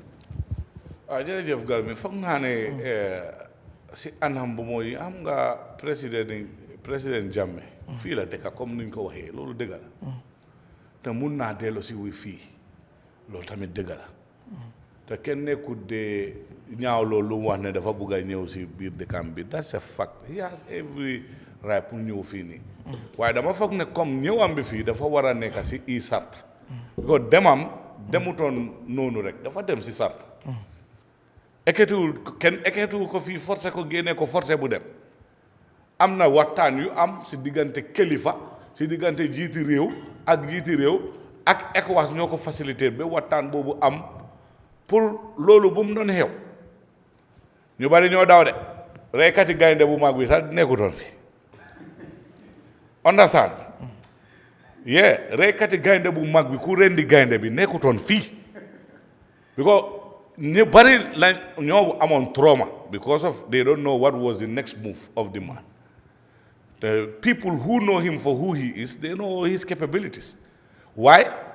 Buga réew bi ak nangu pour waxtaanaa yeneen jiiti réew loolu woo ko fi génne soo suy ñëwaat tamit foog naa ne the same accord ak the same platform lañ war a use ñu waxtaan si ba mu ñëw and lu ma see teg mooy this is the danger of creating commissions nga am recommendation yoo xam ne white people for political patronage yaa ngee foyee any recommendation bu ñëw doo ko implement doo ko def loi doo ko def teg si yoon dara su xewee su nekkee am ngeen commission nga teg ko suñ defee recommendation den koo war a téye because lu ñu wax dëgg la if Yahya Jammeh does A, B or C many people ñoo xam ne they were also adversely mentioned in that TRRC recommendation are working scot-free in this country. Some are even now appointed in foreign services in this country. Some are still working. You don't know their face. Some came, they were arrested and they were released. Léegi su nekkee loolu am na Yahya Jammeh est-ce que amul raay pour ñëwaat fi loolu tax kenn du fooyee dara ngay génne yow recommendation ni commission nga génne sa own white paper loolu mooy ne man kumba bu am ndey ak kumba bu amul ndey si la dee mujjee Yahya Jammeh bu mu doon ñëw fii bu mu doon génna am na si lum waxtaan ak i nit dem benn agreement amut si yooyu man xaw ma ne ndax agreement am na de waaye leena xam naa ko wallahi agreement am na xaw ma ndax it was written or signed or not but there is a naka la agreement du am Yahya Jammeh said he was not going Presidents were flying in and out of this country. They were talking to the man, going to number 1 man in a parade, discussing with him. He was here for 14 days debut. Ngana agreement amut. Bula ket ECOWAS suñ waxee loolu dañoo wax bu leen ne waxi fuy la ñoo wax. ECOWAS ñu wax loolu de. Kamo wax loolu. Déedéet waxuma loolu. Ma ne central government suñ déglu ma ne déglu ma xam nga agreement is in facets. It can be verbatim, it can be written, it can be proclaimed. So dafa am loo xam ne boo ñu naxante Yahya Jammeh génnu fi on his own accord te génnu fi noonu rek am na luñ ko dara may because am na ñoo xam ne buñ doon dem am na immunity baag boo xam ne he was able to gather some of these people who yóbbuwaale. Some of those people went and came back and became deputy speaker. You are Sidi Jai went with Yahya Jammeh for 1 or 2 years, came back, and he is now the deputy speaker. You telling me he went like that without nothing? He just entered the plane and went? No, Lolo Amut, bro. Because of the political tension at that time, Sidi was appointed as Minister of Information. His life was threatened. Suñ ko fi bàyyee is another thing. So yooyu yëpp request moo tax mu dem. So bu ñu wax ne meeting amut, accord amut, d'accord am na ñoo xam lu ñu waxtaan ñoom fa nekk si biir cabinet boobu noonu yàlla yërëm ko mooy Bukhari bokk na si ñoo xam ne dañ facilité loolu te moom dundut waaye nañ seet loo xam ne dafa isi jaama suñu diggante because Yahya Jammeh whether you know it or not has a followership in this country. He has people listen. You see the crowd when the audio was playing. That is not an ordinary crowd or a small crowd. And people who are behind ñoo xam ne génnuñ and still loyal to him are still in this country. It's going to be a very serious issue. Let the government don't play with it because it's a national security issue. fekkee ñëwam bi daf ko dëggal jëm ko arrest ci airport bi. Non loolu du option. Okay. Balaam loolu du option. Si ma wax mooy ne pour réew mi am jaama ma ne la it's a national security issue. Okay. There are certain things I will not talk about here on media. Why? Ñu jànga ñoo xam ne dégg ñu ngi dégg li ma wax. It's a national security issue. Yahya Jammeh has a followership. He was a former president of this country. And their enactment, when you go to the 1997 constitution, it's very unfortunate and it's sad. It doesn't give any mandate to anybody to institute legal actions against a president. Former one. Man gisuma ko. Then I'm immunity. So ko waxe mun nañ ko interpret. That is left to the people who are legally minded pour ñu interpret loolu. Waaye ñun ñoo xam ne jànguñ dara we are laymen, we can see that in black and white the president of a country su génnee sax dafa am immunity. So that is an issue. Ñëw arrest loolu dafa yomba. ñaawul sax pour ñu ñëw si appel bi nga arrest ko du yomba noonu ne. Because you know what? Man sax duma ko nangu. Ame xam nga full commander ngay gis ni. Territorial commanders, TCRB. Hamma President Jammeh, hate him or like him, I will tell you one thing I like him, he is so security minded. Since he left, that department has been dormant. It's not a joke. Territorial commander, regional bound. Those people are responsible for perusing and crisscrossing all the border and entry points, porous points within this country. Kausu Kamara Bombardier was the commander of that unit. I'm telling you, so arrest at the foot of the airport, no option. Right. What they should do, take the diplomatic line, engage Obiang, because Obiang was part of the process also, because when he didn't accept, Mom du fa mëna dem. Lolu yep ñu involve ko. This is something is our country. Right. Yahya Jammeh is a Gambian. Let's treat this thing as Gambian, not otherwise. Thank you. And what has passed, posterity and other things are there installed to judge that. Ku nekk li nga def. Thank you. Li nga yeloo ak li nga war a am. While let's not forget one thing. We are all Gambians. Su mettee ñun la, su naxaree tamit ñun la. Thank you. Mr. Dia, mbiru Yahya Jammeh bi def na audio bi léegi moo nekk di moo nekk lëmbe réew mi bot ñëw bi ak ñàkk ñëw bi arrest ko ci airport bi ak yu mel noonu agreement am na ndax amut yooyu yëpp ñu ciy wax yow ban jàngat nga ci def. waaw jërëjëf li ci jiitu si agreement bi lay njëkkee first of all mais bi ma defar rek loo xam ne ñaawur wax na ko si Sidi Ndiaye ne demam bi xëj na benn at wala ñaar waaye àggut loolu it was just for few months rek mu dellu si pour ñuy seetaan xëj na ñeneen ñi suñ ko déggee mun nañoo foog ne loolu la waaye yàggu fa waaw loolu laa bëggoon a defar ci wàllu agreement bi ñu ne PRC c'est parti bi maa nekk ci executive bi time boobu man maa nekkoon di secretary correspondance su bari su man la dee jaar yéena yu bari man maa ko binda ñey ñu bari réerewuñ mbir ne fi Yahya Jammeh yàgga nañ ko xeex joytu ko taxaw ci demoon nañ bañ def démonstration boo xam ne dañ bindoon sax pétition maanaam yóbbu ko ci ñi nga xam ne ñooy AU ECOWAS ak UN loolu national executive bu APRC defoon nañ ko agreement bi soo demee ci UN seen website bi mu ngi fa woon man géej naa koo seet li fa nekk amul benn signature amaan na du ñaaka am na luñ sign loo xam ne du boobu lañ def ci website bi parce que content liñ faa def la ndax ba tey mu ngi fa mënuma saxal loolu wara ma dégal ko waaye man ni ma ko gisee mooy ne dañ ko def rek pour exit strategy pour naka la moo mën a génne parce que soo xoolee li nekk ci agreement bi gisuma dara loo xam ne lu respect la ñu saxal ko amal ko and pétition yooyu depuis ñu binda ko musuñ see am benn tontu and some point in time tam amoon nañ meeting ak Mohamed Ibn Chemba si boppam at the UN House Cape Point man bokkoon naa si délégation bu dem ak tooga moom ak yeneen staff ñoo xam ne ñiñ fa nekkal mooy di United Nations ñu waxtaan am lu bari luñ teg ci table bi moom waxoon na ne dina jël jéego waxtaan ak nguur bi ak seet lan lañ cee def next loolu tam ba tey amuñ ci benn tontu ci gàttal daal ñi nga xam ne ñoo dox agreement boobu di ECOWAS AU ak UN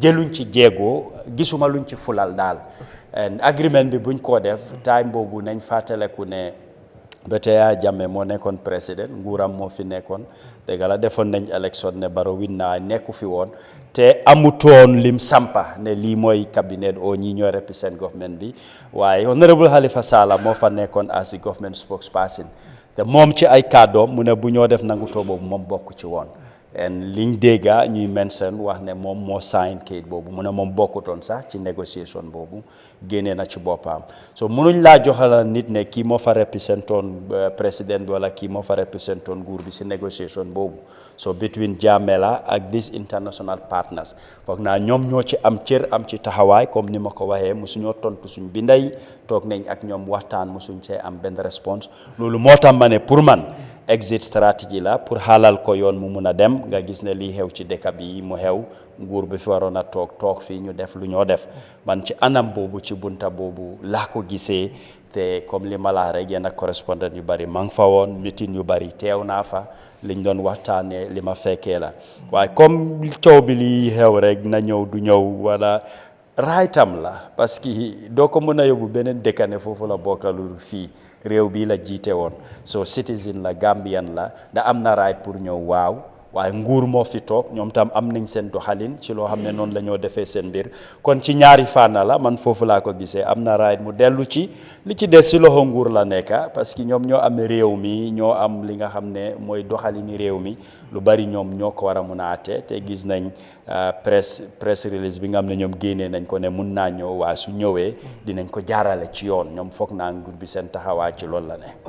yes Mr Bojang nun nga gisee ñëwaatu Yahya Jammeh bi annonce na ko léegi ne novembre daan na wax rek dinaa ñëw boot léegi annonce na novembre ñenn ci ñi nga xam ne ñi ngi ci moom ñu ko sës wala ñuy gën a dégg ñu wax nañ ne ñëw bi buñ foogee ne caaxaan la ñu ngi nax seen bopp waaye ñëw bi lu ñor la Jammeh dina ñëwaat government bi tontu mbiru yoon ñu bari di jàpp ne ndax dañ koy jàpp ci airport bi ak yoonum noo koy jàngatee ak ñëwaatam bi ci wàllu sécurité yow nan nga ko gisee. Jammeh is a strategist, huh? Jammeh strategist. Why now? If Jammeh comes, but let me just say this, I'm sorry to the victims or other people that are threatened or whatever that is coming, this and that and that. For us here, we're speaking our little understanding, and it's not necessarily tutil kenen or whatever. So sunywa feke lal na la nyunge jehalo. That's not the intention. We just want to give our independent analysis. We all support Jammeh. You know that. We are in that party or whatever you want to call it. If I were in his position or Sue, I may not take the route that he wants to take based on the audio. Okay.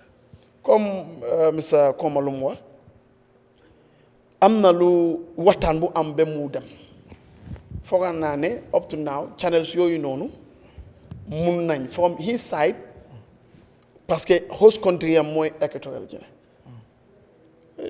UN ba léegi ñu ngi dunda di ECOWAS and all. Let's see what Obiang can do through his foreign ministry, initiate correspondence ñu xool naka la ba moom mu mun a ñëw. That's one. Two, Gambia ni lii leen dee wax si njiit dee taka dëkka su dee sax daf dee taal dëkka. You see, when actions are to be done, do it. You know, leadership doo mun a asi ay maslaha yu bari. Problem bi yëpp President Barrow la. You will not like it, but that's the truth. Come on, let's be frank. Yahya Jammeh was not the only culprit in these 22 years. Nekkul Yahya Jammeh rek moo def lépp de. Déedéet. In fact, gis na ñu wax ne ñun ñoo ko def man suma fetal bi taal naa ko fetal naa nit. Yahya Jammeh moo la wax déedéet waaye suñu commandant ne te dégg naa baati Yahya Jammeh wala dégg naa Hessa Helosa xanaa Yahya Jammeh rek moo mën a am Hessa Helosa. Yow nga ñëw as a leader recommendation taxpayer money ñu recommend na la ok pour lii bu mu bañ a amaat ñun ñu foog ne kii amoon nañ si taxawaay suñu kisi bi loolu la wone yow nga dem parlement nga change loolu yëpp nga assigné ñu noonu joo leen commanda joo leen lii joo leen lu ne yaa ma ne dafay ñëw nga ne suñee daf koy arrêté xanaa ñeneen ñu tax arrêté loo gars yi xanaa ñooñu rek ñoom moom dëkk bi xanaa yow ñooñu rek nga war a amal yërmande. Gambians, this is what Barrow is doing to us. It's not for anybody, for us.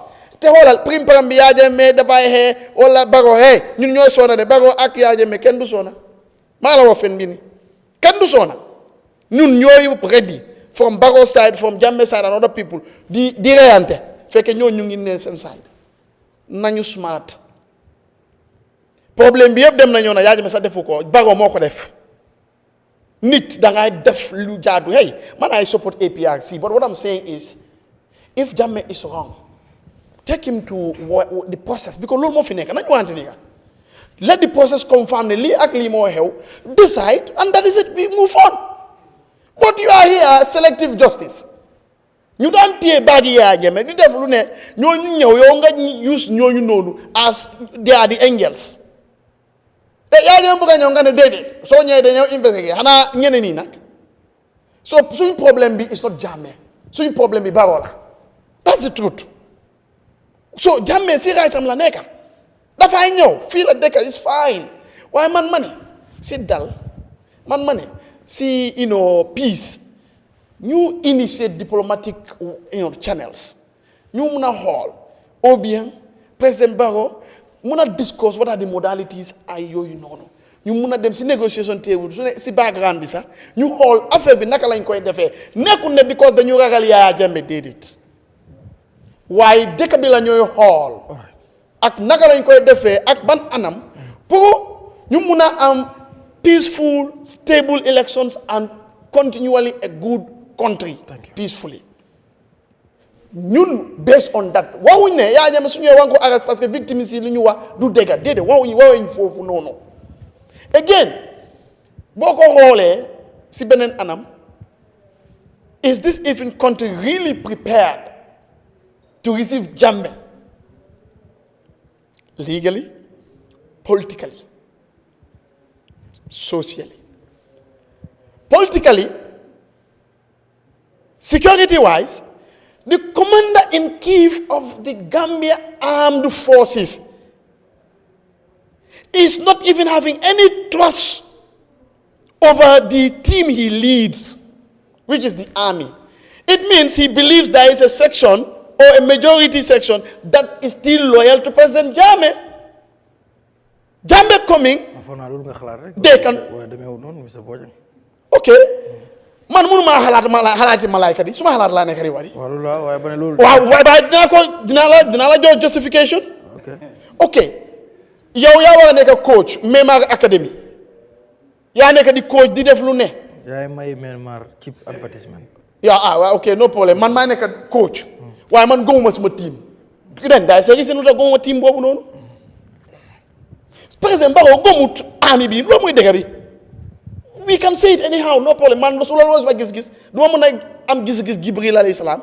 suma own laa mun a am so président Barrow all indications wane na moomu gëmut affaire yi Jammeh te xoolal suñu ragalatu affaire Jammeh even 10 presidents ñuy ñëw dañoo ragal Jammeh so man woo ma ne Jammeh ñu téye ko ñu tëj ko no but we should close this chapter of Jammeh no how do we go we have laws we have institutions let's just be fair mu ñëw lu nga xam ne def na ko mu setal ko lu mu nga xam ne defu ko ñu setal ko ñu trace that issue out either dañoo liggante négocier ko wala ñu def lu ñuy def nekku ne pour maa ngi wax because support ma Jammeh wala support ma victime no for the interest of dëkk bi so President Barrow war na act te lii mooy the danger of selective justice léegi nag baalal nga ñeneen yi in fact da nga dem yeneen yi si parlement nga change loi bi pour nga mun a am ñooñu noonu waa Jammeh moom kay problème la loolu dafay asi fitna si dëkk bi bugga nga ko bugguloo ko te fitna nekkut xee rek déedéet bañante mooy fitna kee moo dafay bañ parce que gis na ne dañ tërit suma mag is wrong dëkk bi du mun a demee noonu so suñu problème as Gambians this is one of the enough reasons you vote President Barrow out. Thank you. We have something new. mun maa jeexal nañ dem. because leneen laa bëggoon a leeral su ma mayoon nag. Yes, it's not part of I want to this thing because the issue of Gambia may ma su ñu waxee kan moo war a lead because see waxtaan bi I'm not going back to I just want to clarify this with Gambians these people will not want anyone to. Yeah, but let me now clarify it. These people will not want anyone. Let's say UMC will not want anyone to lead them, or UDP will not want anyone to lead them. No.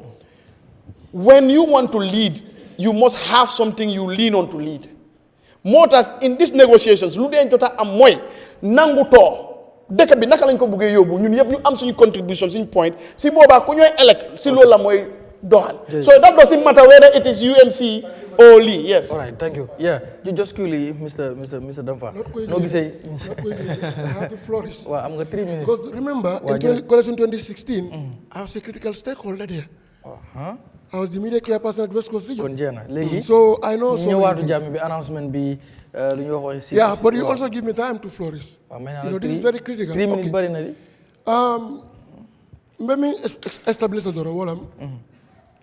Kambe Mansoto, we are like a binding agreement between Jammeh and anyone. Because what opportunity Jammeh for all betting. Kabrin Karte Faira Gambia, we know Keta, Jammeh for Sonta, another Balanda, ako, conflicting result Leatana Balanda. Aka election annul. Atanalako woman Ketela Sartote, section 49 of the Constitution. I find for. Ning carte fayo ketatol min bedun da carte fayo kono almal la resulto nyinna then momo mi yakil place do yera so le kata ka ko nyin channel to Supreme Court na represent election olem so another fellow that okay now he's going to channel the case at the court Supreme Court but funny enough Supreme Court was not empaneled sangi fala yok the Supreme Court Jammeh marlo la Supreme Court judge because opposition la petition be faringe tep ila case be faringe among judge killing na the Supreme Court pour que opposition la case ni ka danko so wolum asurata jojo lay manna e ko was nata kana ka martro ke wolam ka pataro ke e potential threat mi alon ka bla kala banko kan pour que dia political impasse be kering nu between the ruling party temani oppositions. Wokono President Nani Kinanyang. Ernest Bai Kruma, Sierra Leone, Ellen Johnson Sirleaf, Liberia, John Mahama, by then John Mahama ya gagné elefant.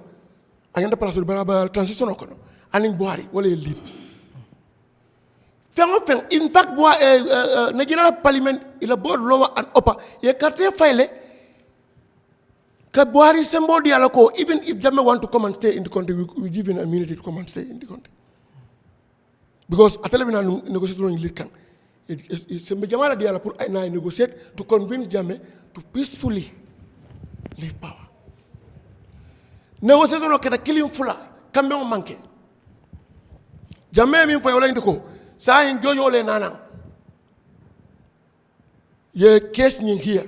because demal la result ngin e kay ko jojol te dala ci Supreme Court jang and ECOWAS jannim bo la jogere ko kala mela de is going to be on May because jojol ka vacation remember game man ra Commonwealth ay mboni ko man Commonwealth fan ko jojol dinu man sakuna la ndije so ECOWAS ko mele la jojol binala no simply because jojol bo vacation la High Court jojol bu kata or Supreme Court jojol bu kata no every time you can now what you will do you will step aside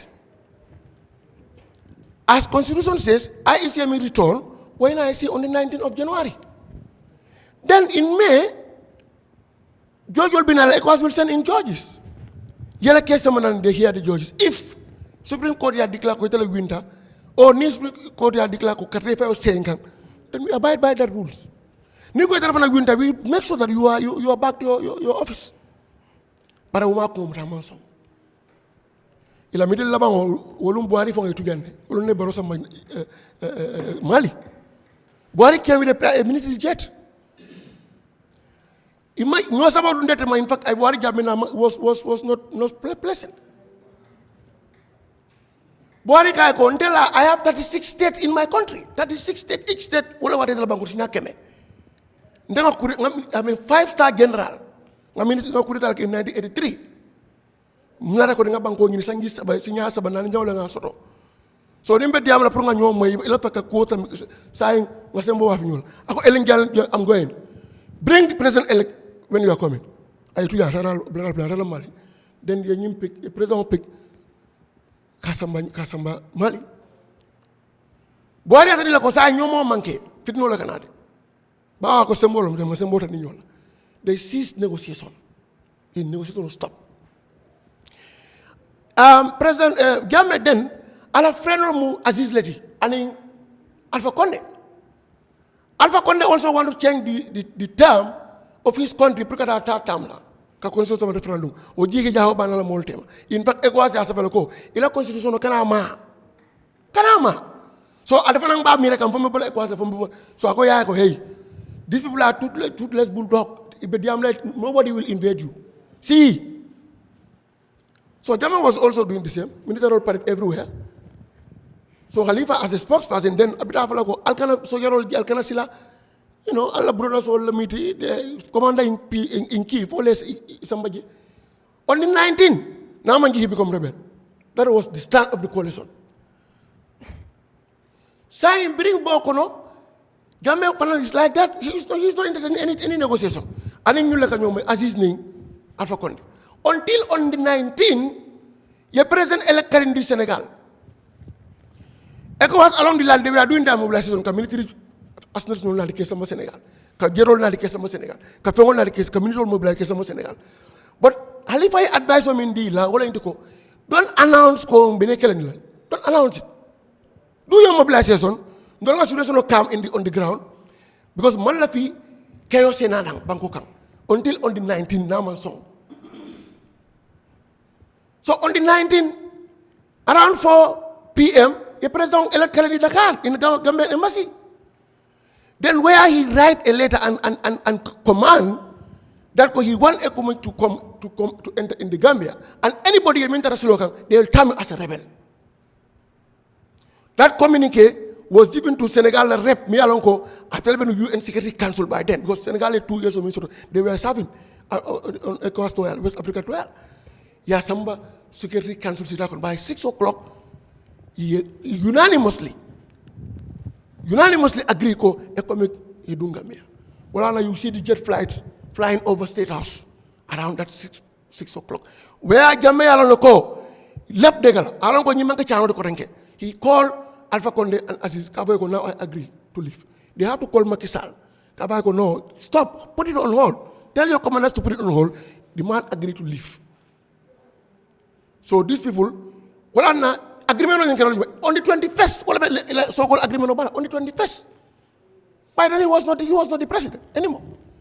And in the prior, before on the 19th, then we know he's within the negotiation period, because he's still the legitimate president. But at law signed on the 21st, Lord. But he was not the legitimate president. Who? And then the agreement was signed. Then another, and Aziz Ning, Alpha Conde, they crafted something. You understand? Kavoko is an agreement. At the point of audio, Amalong can more sign on behalf of ECOWAS because Ibn Kemas UN wala Ibn Kemas la will represent. But ECOWAS la I don't know even Secretary General or whatever. He don't even know the rep. And the Halifa Sallah talk for Halifa Sallah did not even appear. Because remember, during the impasse can start, Pa Musa Jallo, Jammeh wanted to put a transitional coordinate. But along the line, we found Bondi because I call Musa Manso. That's not it. Not on the 19th, on the 16th, I was the one, Minta President elect Lanetalo Taka, 5 fundamental about Honorable James Gomez is listening, and Musa is Africell. Don't publicity, media and publicity committee. Ko nyanta kelale ba ndol nyanta kan inauguration ko on the 19th. I have the 500 pictures in my bag. Ndol ka yangin blood. Dol ka niye kama you are in a suicide mission. Ngoy hey nyinta tous nol. Legitimacy nyi mimbabul nunto ali wala tabulu. Banku dingol le keke fenti niye sembo dila. Banko bela sembo ko ban niya table lumina you become powerless. Jammeh of that day and Jammeh today is different. Yagile. So I'm coming to any agreement or manke any binding agreement. And let us establish something. Masakunda ya bunyale Jamela Bankudia is very umtonality. Yeah, respectfully. They spoke with a civil tone and respectful utterances. You like ila Bankudia bebulle, ila hormoni bunya bebulle, but nina da fanang. Tumirol mi along ko wala belari kang. 5 years through the legal process. And nobody is above the law.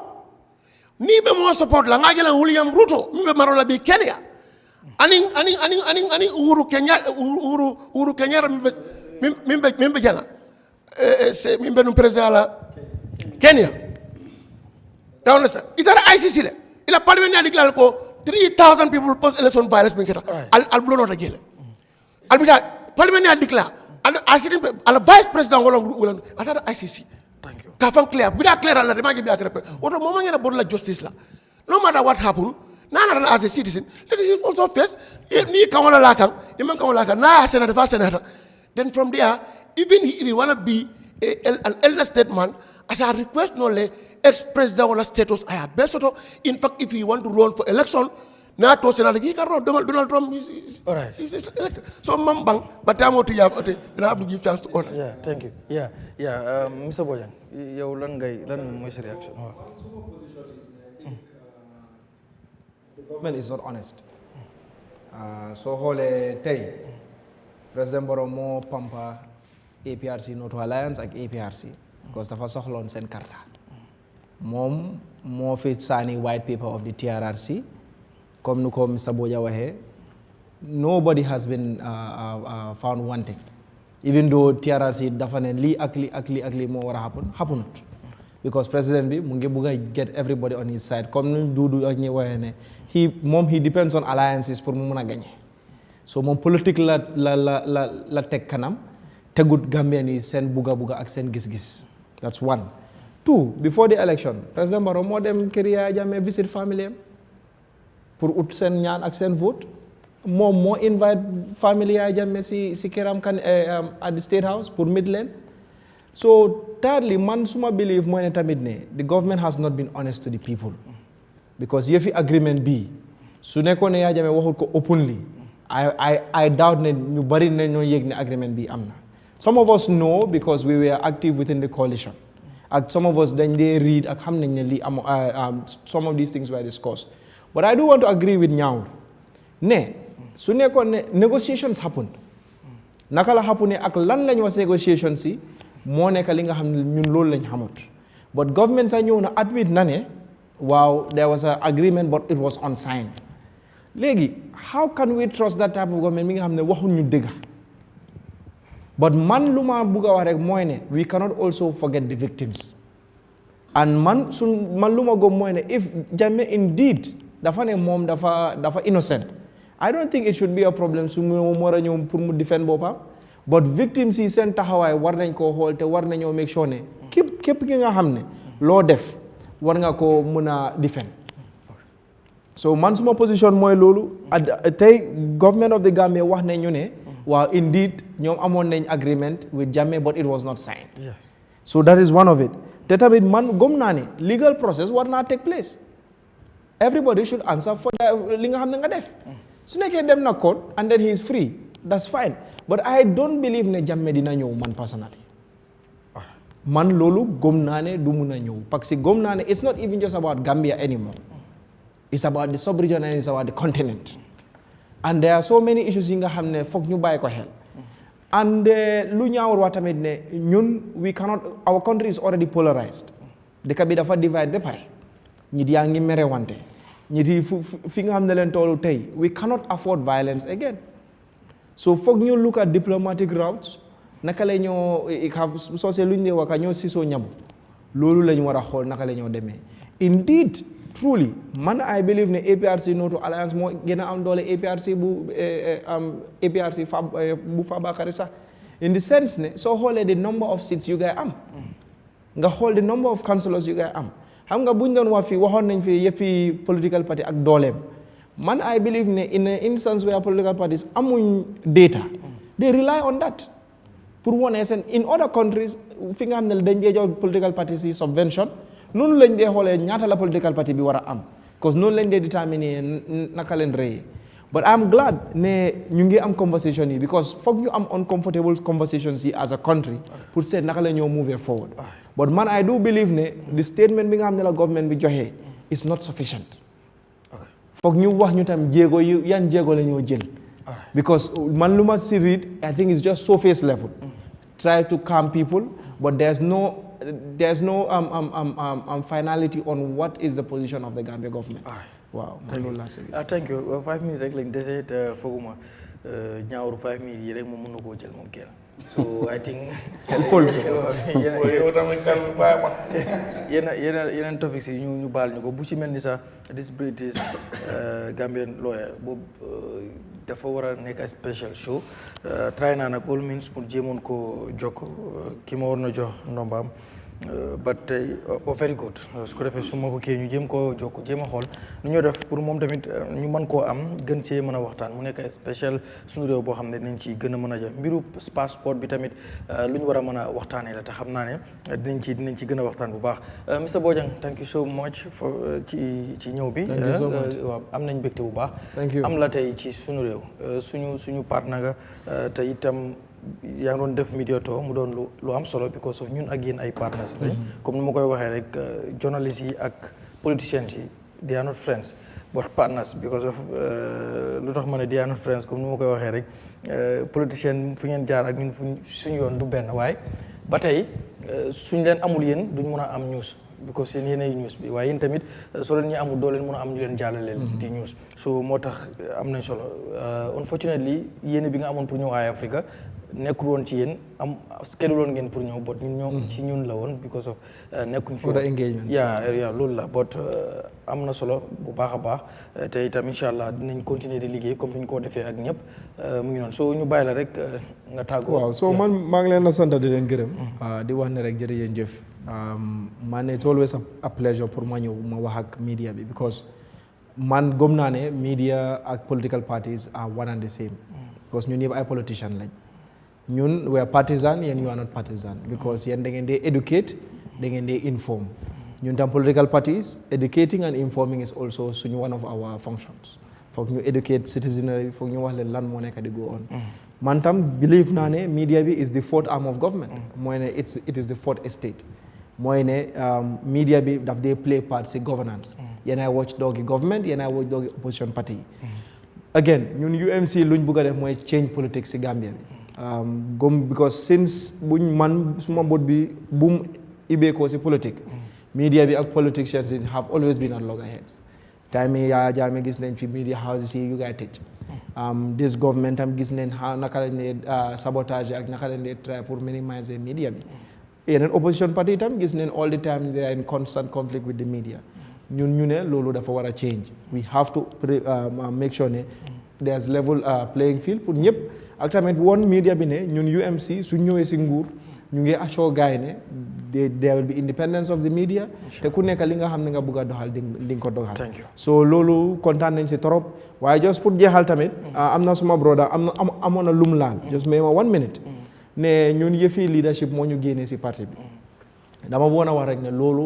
moo dama ne ko loolu is a subjective issue parce que man moom sa wax na ne man loolu nekkul woon suma reason so kon loolu define na o wone na ne there's a contradiction man dama gëm rek ne waxtu la pour ñu move te gëm naa ne ñu bari ñi nga xam ne ñoo move loolu la ñeneen nag wax nañ ne reason bi moo taxit ñeneen sañu ne gis nañ ne fu parti bi taxawatu fa léegi ku nekk nag si sa opinion la ak ku nekk si sa gis-gis la waaye man lu ma bëgg a wax ñaawul rek mooy ne ñun suñ movement bi is not a Talib Ahmed Bensouda movement it's a movement of the Gambian people ñun tey su du Talib Bensouda sax keneen dina mun a nekka foofu nekka leader of the movement. Thank you. So anybody can be the candidate, anybody can become president, but man lu ma wax rek mooy ne bu soobee yàlla 2026 UMC or whatever our party name will be, we will be part of government bu soobee yàlla.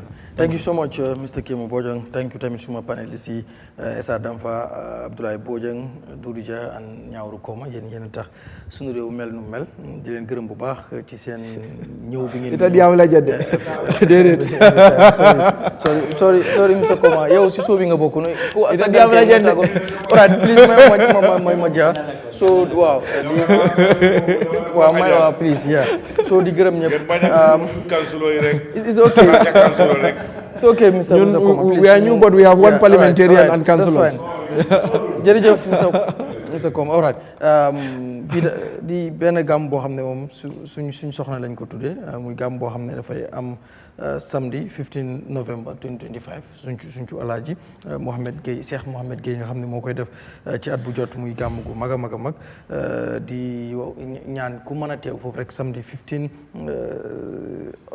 November lay rek tombel ñu tuddee ko itam suñu soxna Seyda Ami Soxna moom moo nekk li nga xam ne mooy marraine bi moom lañ ko tuddee ku ma solal yére bi tamit nag di My Diva design nu ma la ko waxee rek ñëwi góor moom ñoo ci man xam naa kii mooy yow tamit di nga ko dem patronise My Diva design fii la nekk di ñëwi góor moom suñ doole la ni ñu koy waxee rek ma nekk seen brand ambassadeur di leen wax rek ne képp koo xam ne bëgg nga lu rafet lii wala lu ko dàq sax mën nga fa dem ñawi góor ñoom ñoo ci teg loxo ci réew mi fii dinañ ñëwal suma panéliste na comme ñaaw yàgg na ko loolu dina am so nombre bi mu ngi nii 758 0326 758 waaw même ma jàllale nombre bi 758 0326 758 0326 mi ngi noonu di gërëm Manga Aboubacar Manga bu baax ci taxawaayam bu Seyri Kanté ak Khadija Si di leen jaajëfal bu baax dig leen dajee àllarba ba la di ñëw bu ci yàlla andee mbokk yi jaa ngeen jëf ñu fanaan jàmm. Thank you.